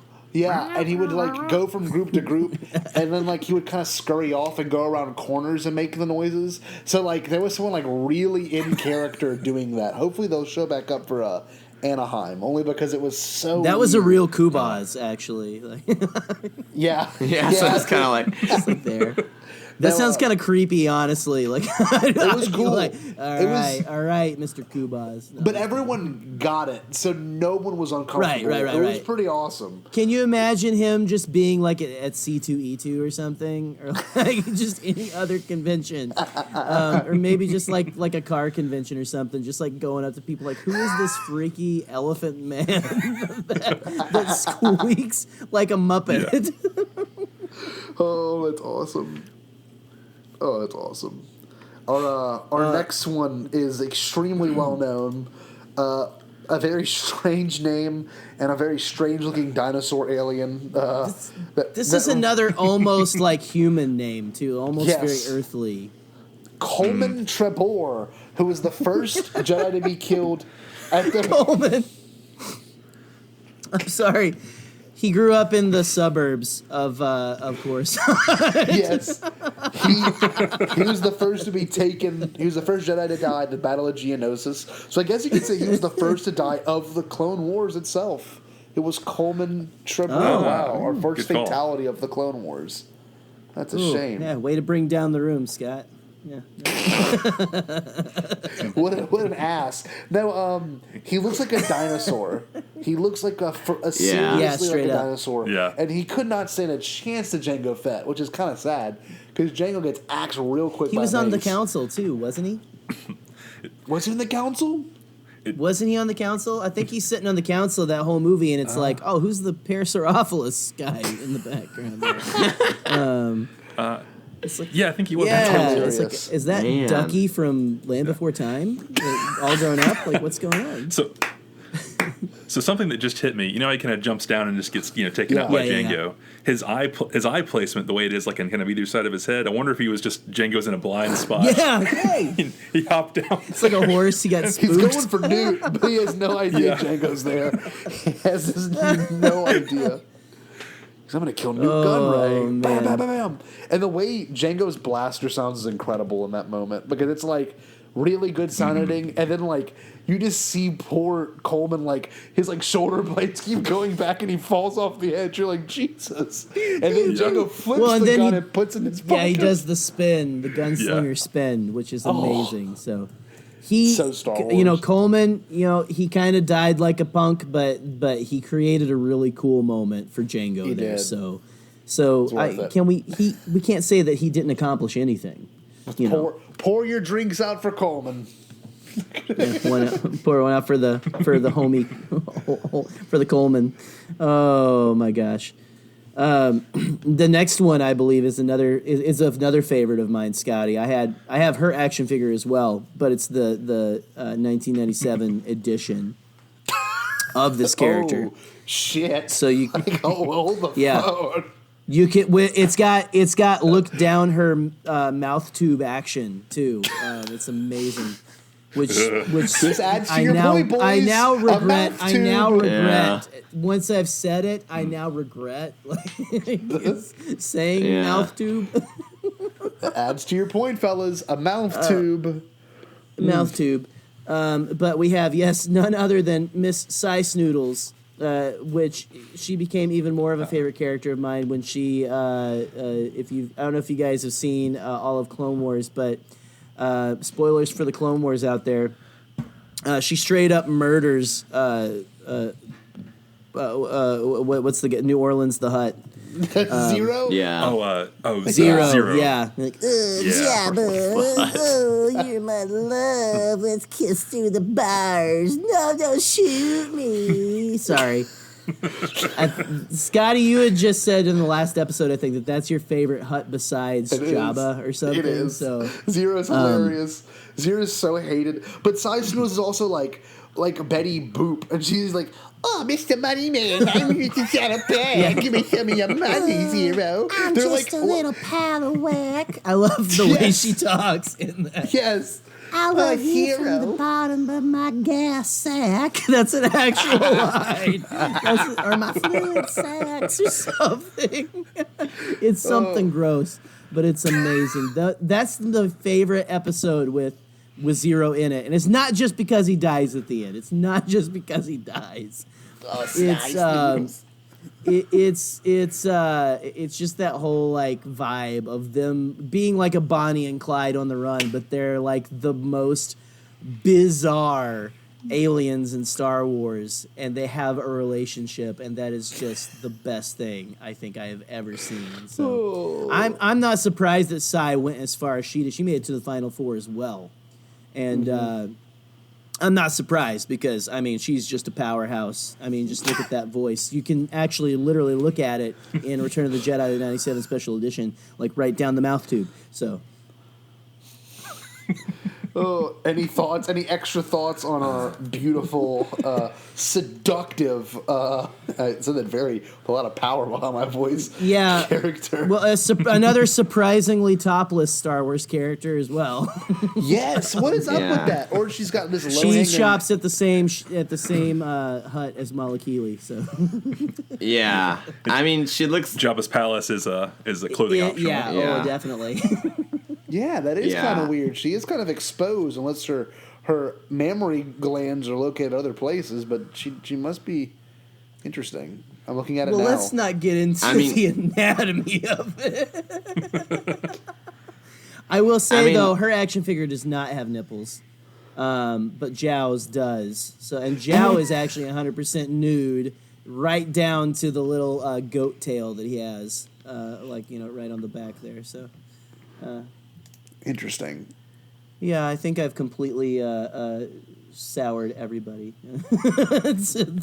It's weird to look at the concept art because Ralph McQuarrie drew her, and that's just a weird thought. Like, imagine 58-year-old Ralph McQuarrie having to do that. Like, I feel bad for him.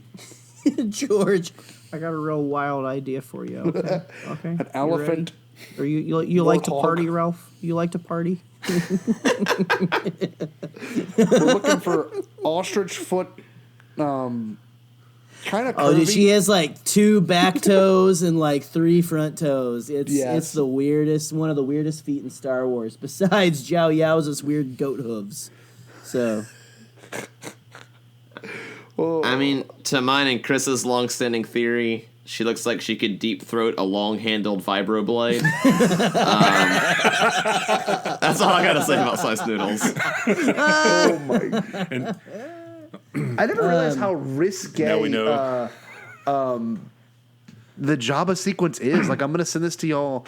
You see a real side boob in this. Hold on, and I never noticed that. Well, there's a nip slip Yes. in the original. There is Yeah. a nip slip in the original. Scott, are you just figuring this out like every other 12-year-old figured out? I'm just kidding. No, this in particular though. Look at this. Every 14-year-old with I'm just kidding.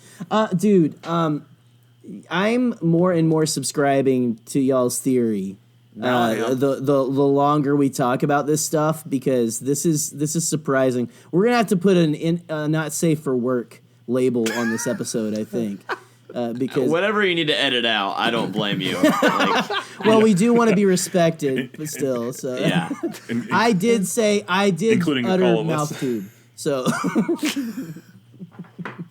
That was the green light for me. yeah. Bombadcast. After dark. Yeah.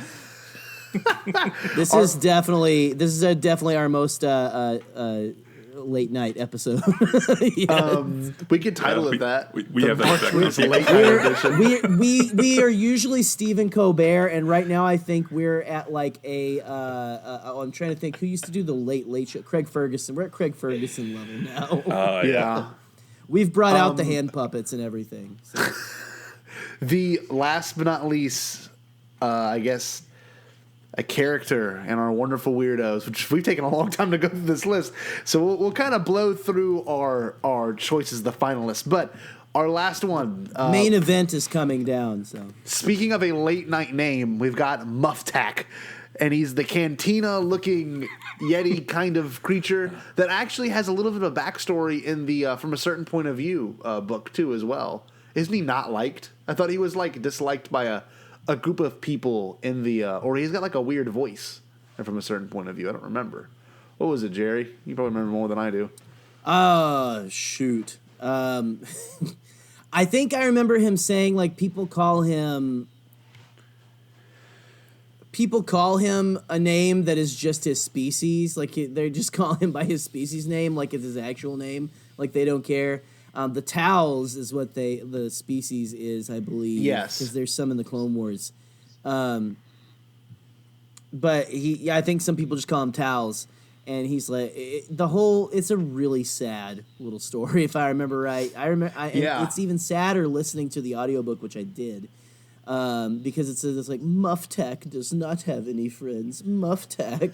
It's just he's basically him being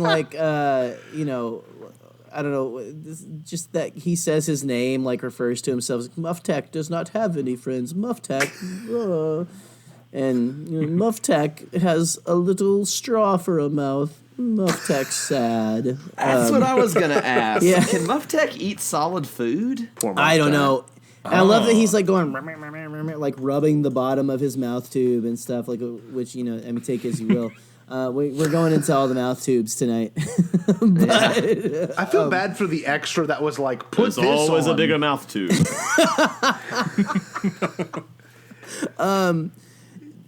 The extra, Scotty, sorry. Just imagine the extra that was like, put this on real quick. And he's like, oh. It's like, what is this, a fly Yeti? Like, did this Yeti walk into the Does he have? He has a transformation Funko chamber Pop that too. Jeff Goldblum did? What the hell? Dude, he's a pretty big alien. Like, he's got a decent, like, shot. He's like one of the big shots of a character. Like, he's front and center. So, and also that episode of the Clone Wars with all of the towels is amazing. It's like, Dances with Wolves in space. It's amazing.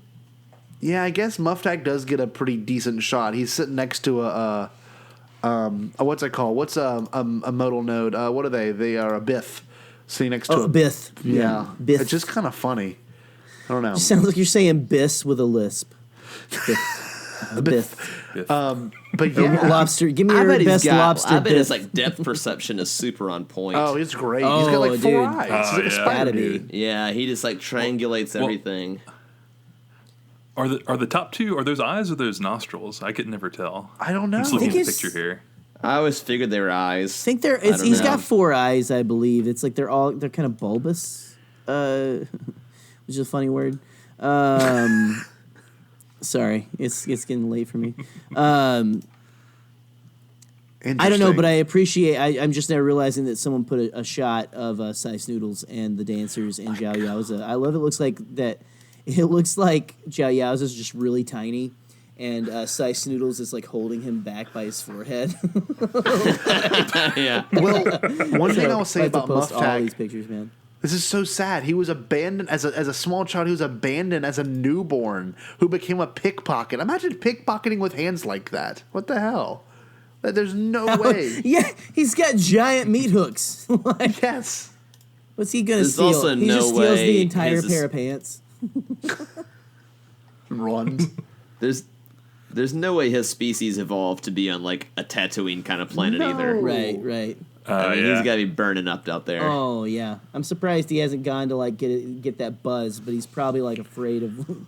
It's probably horrifying under there. He would probably really fit Yeah. into Jabba's palace, after he did. There's that. like 12 more eyes under all that fur. yeah, It's really scary.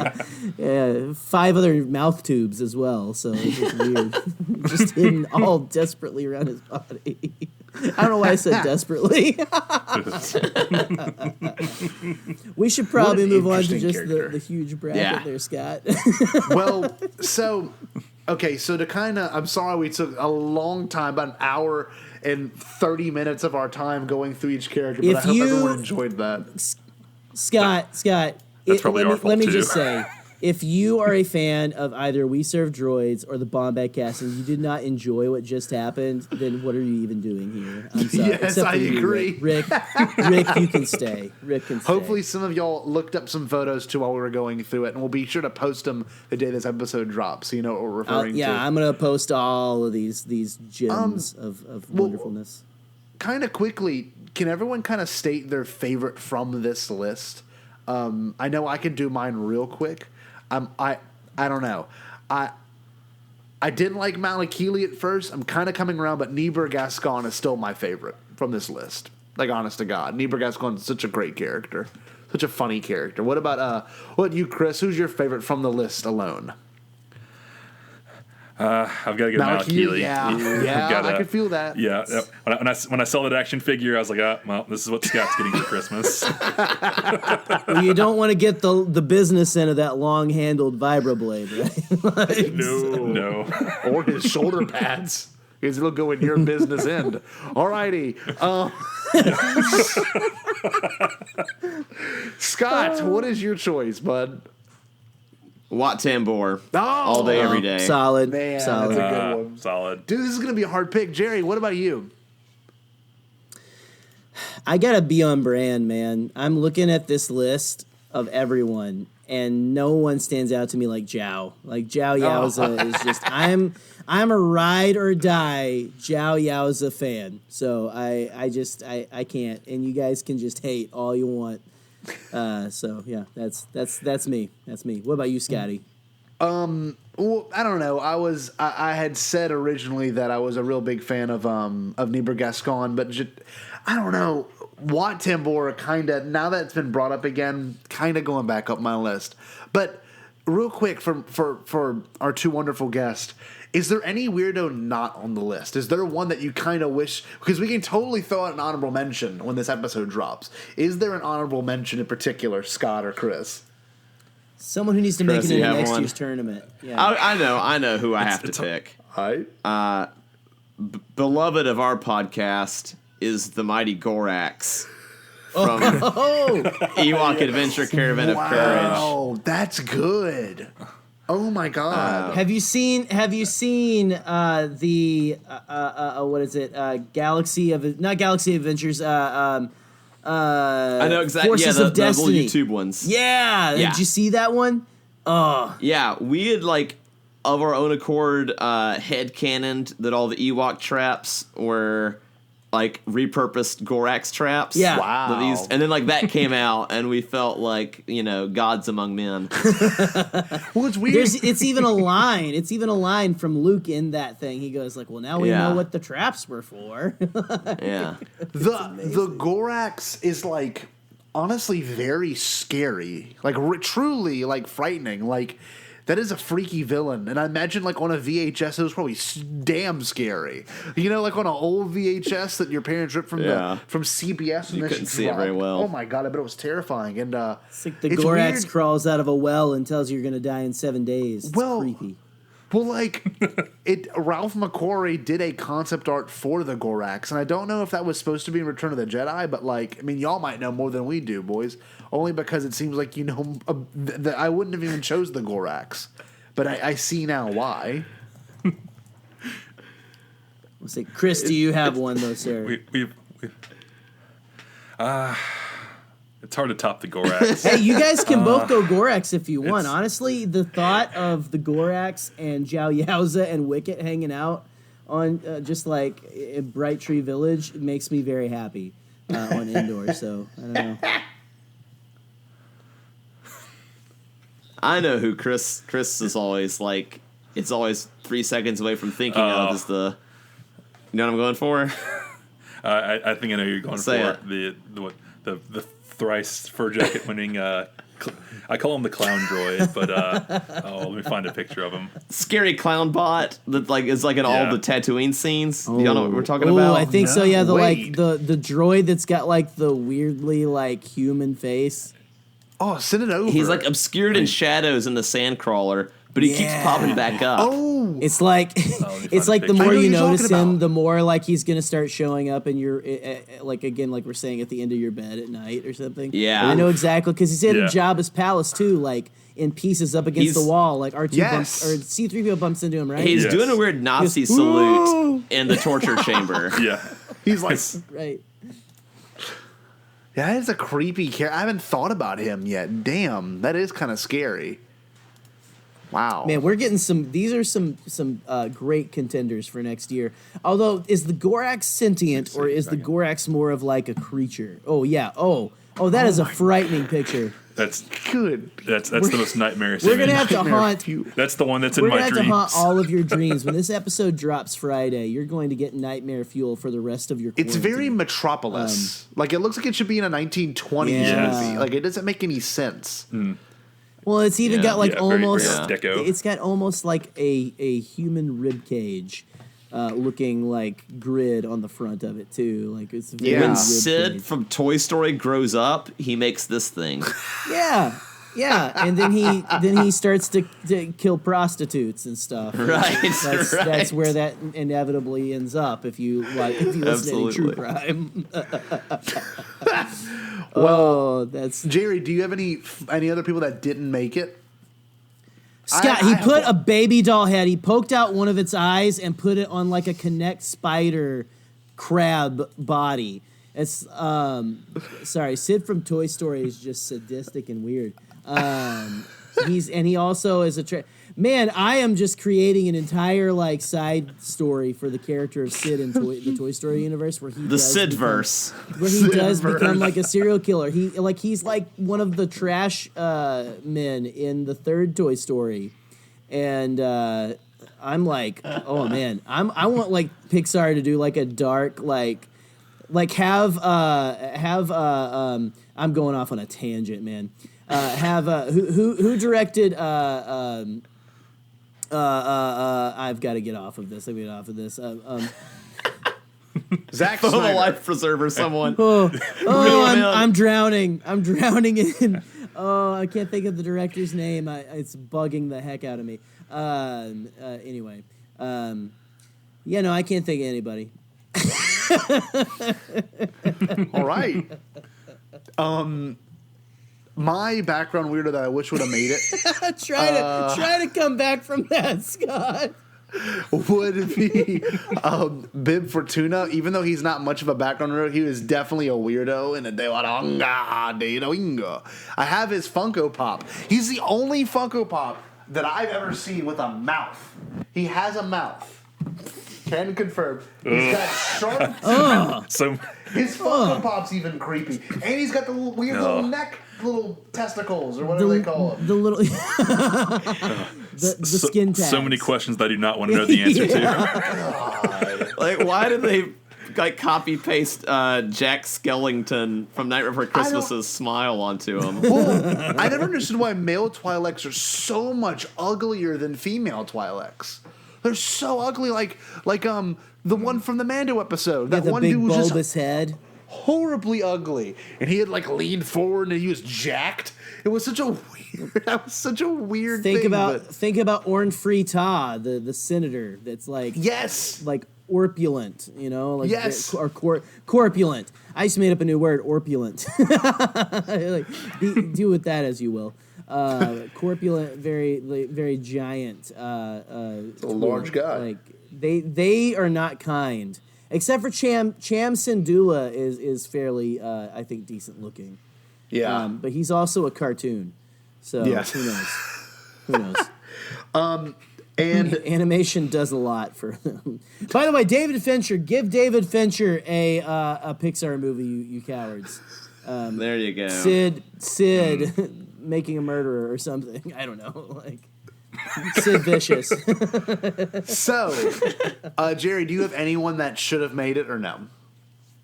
No. I'm just on the whole adults only Pixar David Fincher film about Sid being a murderer. So Well, that's good. Let's move on. Okay, Serial killer. The two finalists I after really all need of to this stop listening to ended up being, I'm just going to talk over them. The two finalists after all of this ended up being Team OP Pit, which is a very strange circumstance. No. Team Watt P Pit. Watt P Pit. Watt P Sorry. Pit. You gotta give. Come on, give Watt Tambor some love, man. He's like, he has proved his mettle in this tournament. He's also proved that his radio signal is possibly not as strong, but that's okay. Definitely. And our other finalist is apparently a favorite of this episode. I might know the winner already. Is Amala Keeley was the other one up against our WWE team Watt Peepit. And I don't know. I thought about going through each one of them, but like these characters within themselves are all very unique in Star Wars. And I'm a Watt Tambor kind of guy. I'm not in the Malakili trained, but I don't know. I think I know the winner, you know, and I don't want to reveal it. But does any other people have any like final claims to make? Because it seems very obvious who we could all unanimously agree on is probably the victor of this. I don't know. Does anyone have any? I had to turn the Malakili action figure around because I didn't like him staring at me. Why is he crying when he's looking at you too? That's the weird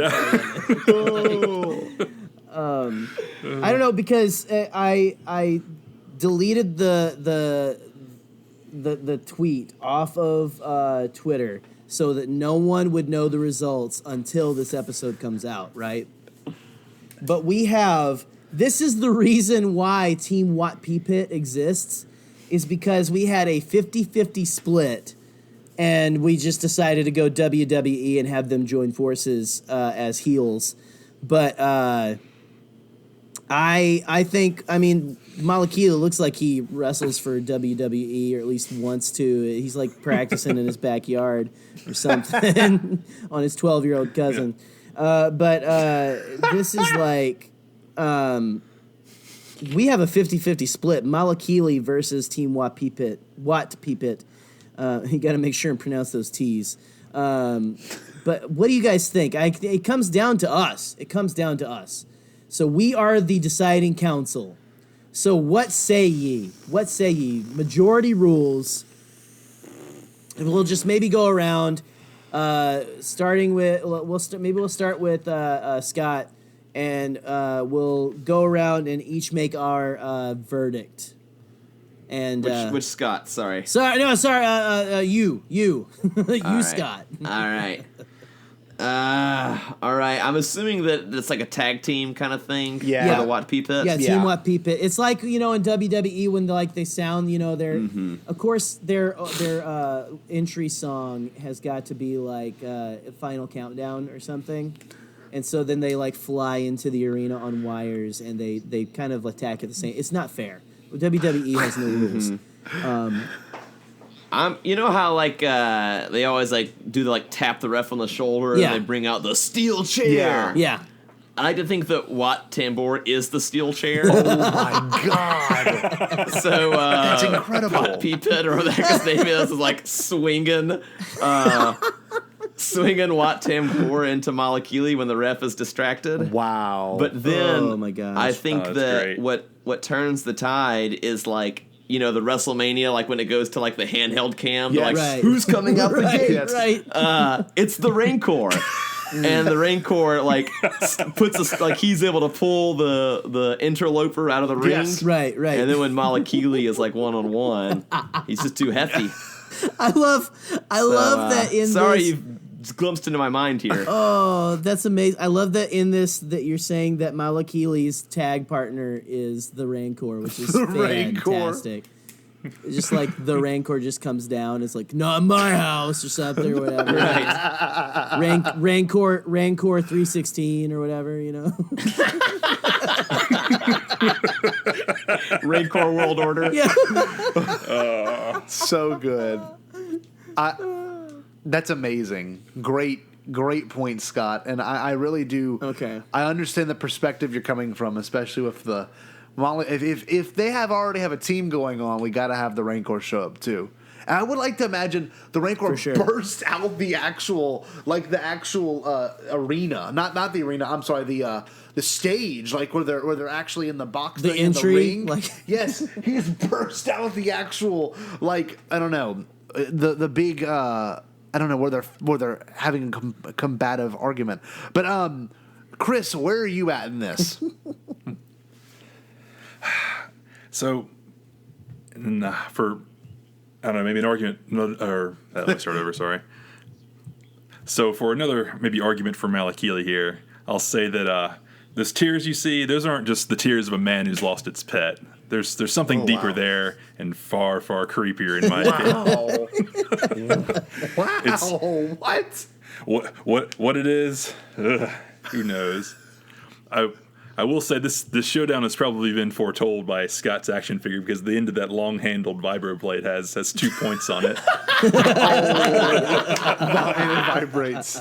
Oh my god. I like how his tears come from like afición, like he's got the passion. Yeah. Wow. It's like it had to happen this way, especially in this situation. Jerry, where do you stand now? It's been a long month for you posting these and making this happen, and like I never thought Malakili would be the one I choose, but I'm really going to side with my two friends of We Serve Droids. Yeah, I think Malakili is the one I'm going with. What about you, Jerry? Well, then I guess it really doesn't matter what I think then, because you guys have already. But I think that if the Rancor had like an entry, the Rancor has to have an entry song. It would be this. Oh my god! Hold on. Wait for it. Wait for it. You hear that? You're like, oh! Who is That's it? the Rancor's music. You feel it? You feel the Rancor? We are gonna get flagged on YouTube for this. Yeah. Right? Wait for it. Wait for it. I thought it was like right at the beginning. Oh, he said a bad word. Hold on. Not. It's way further back than you think it is. Oh, no, we have, like, it in the Dallas Stadium. There it is. Rancor is coming to the stadium. I can see it. Just killing people in the stands, just eating people. Just like, yeah, he comes out and, like, you know, like they walk past like all the fans that are on the floor right there, like behind the barricade. He's just grabbing them and biting their heads off as he goes. He's like, oh, you know, I mean, come on. It's beautiful. I honestly, just to be a heel, I'm gonna go Team Watt Pit because I was kind of really hoping it. But they're the heels. You know what? I'm gonna give it unanimously to Malakili because I want Team Watt Pit honestly to make. I want them to come into the. I am formulating storylines in my head as we speak for next year. So it's going to be the fan fiction we write about this. We're going to get some. We might have to do. I don't know if I'm going to put you guys in the spot right now. We might have to do a joint effort of podcast and do like a tournament or something, and just like I don't know, like try to get everyone together on this and like really sell the death that is the Rancor and also Team Watt Pit. But I don't know, guys. Awesome. Like. Again, Malakili is he's the clear victor, and he worked really hard to get there. He honestly did a lot of probing of people to get where he's at today, and he's worked hard, and I don't even want to know where that electro blade has been, electro staff, but it doesn't have a long handle for nothing, so. Damn right. Malakili. I say, here we go. Are we saying it's Malakili? Malakili is the winner of March Weirdness 2020. Let's hope we survive to 2021. Well, that was amazing, boys. I honestly couldn't think of a better way to close out March and welcome in April. And with that being said, let's all just have a moment of silence for the Rancor and Malakili himself. Amen. Alrighty, so.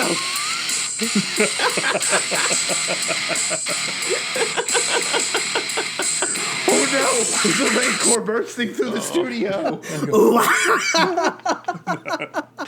Oh, could you imagine? I might do something later with that. That might be a post-production thing. Dude, this has turned out way better than I ever thought it could. Whenever I first just kind of randomly text Scott in a feverish sweat at work, like we need to do a March Madness tournament of weirdos.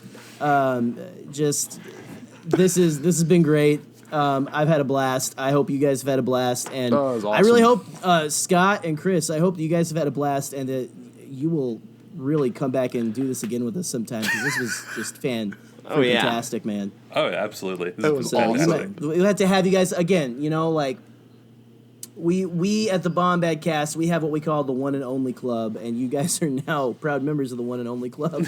Yes. Which is basically everyone we ever have on the show. So it's just kind of one of our weird little bits. Adding to the list. There you go, and maybe the Gorax will get on there eventually too. Who knows? It's been a blast. Thanks so much for having us. It's been a lot of fun. I'm really thrilled that I don't have to edit this. I actually love editing this stuff too. It's funny. Like it is a time consuming thing, but like this is going to be an absolute joy to edit. Thank y'all so much for joining. Seriously, this was a blast to have y'all on. And before we leave, give us your plugs. Where can the wonderful will find y'all? Well, I mean, I mean, the usual places. WeServeDroids.com is our sort of like central hub. Nice it's site. got all of our episodes, links to where you can find us. It's got we do a lot of like kind of like little recurring bits. We do a themed cocktail for our main episode. yes. It's got the recipes I for love that. our drinks. I almost It's asked got- you if you wanted to do a cocktail for this one, but I didn't want to. I didn't want to put you on the spot or anything. Next time, Getting next out time. to the liquor store is a little tougher than normal now. Right, yeah, yeah, it And is. and of course, we're on Twitter at We Serve Droids, and so if you Google We Serve Droids, you'll probably find us, or I don't know, some other weirdo that's probably also worth connecting with. Worth Probably find someone like Sid from Toy Story, I guess. So. Yeah. by David Fincher. No, no. Thank y'all so much for like being on this show, because like I just love knowing that the community we have just gets bigger and bigger every time we have guests on, and like this was such a fun episode. We've been doing this new thing this year where we've got fun, serious guest, and the guest one's always up in the air if it's going to be fun or serious, but like. Completely fun, and y'all really brought the bacon and the rancor. You guys titties. really landed So- the serious tone we were looking for, so thank you. Y'all did a- Yeah, we were bad at serious. No, but seriously, thank y'all so much. And Jerry, I don't know if you want to do our little plugs. We can close it out. Absolutely, guys. Again, go follow We Serve Droids. Seriously, such a great follow there. They do a great show and make some really good cocktails. So, go there for all of your weirdo cocktail needs. And also, you can find us at Bombadcast.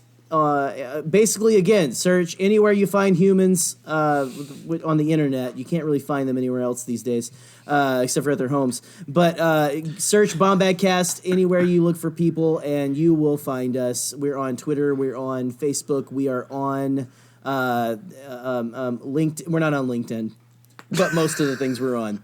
But you Not can yet. join our Facebook group, the Bombad Fam. Over there, it's a small little tight-knit group. We kind of just like hang out. We'll sometimes post things early there, ask special questions and stuff. So go hang out with us there. And check out our YouTube channel, all that. And until next time, guys, really get that hashtag for the David Fincher Sid movie going. Hashtag Sid Yes. Vicious. Or maybe not, because then people will just think it. Anyway, but other than that, stay bombad.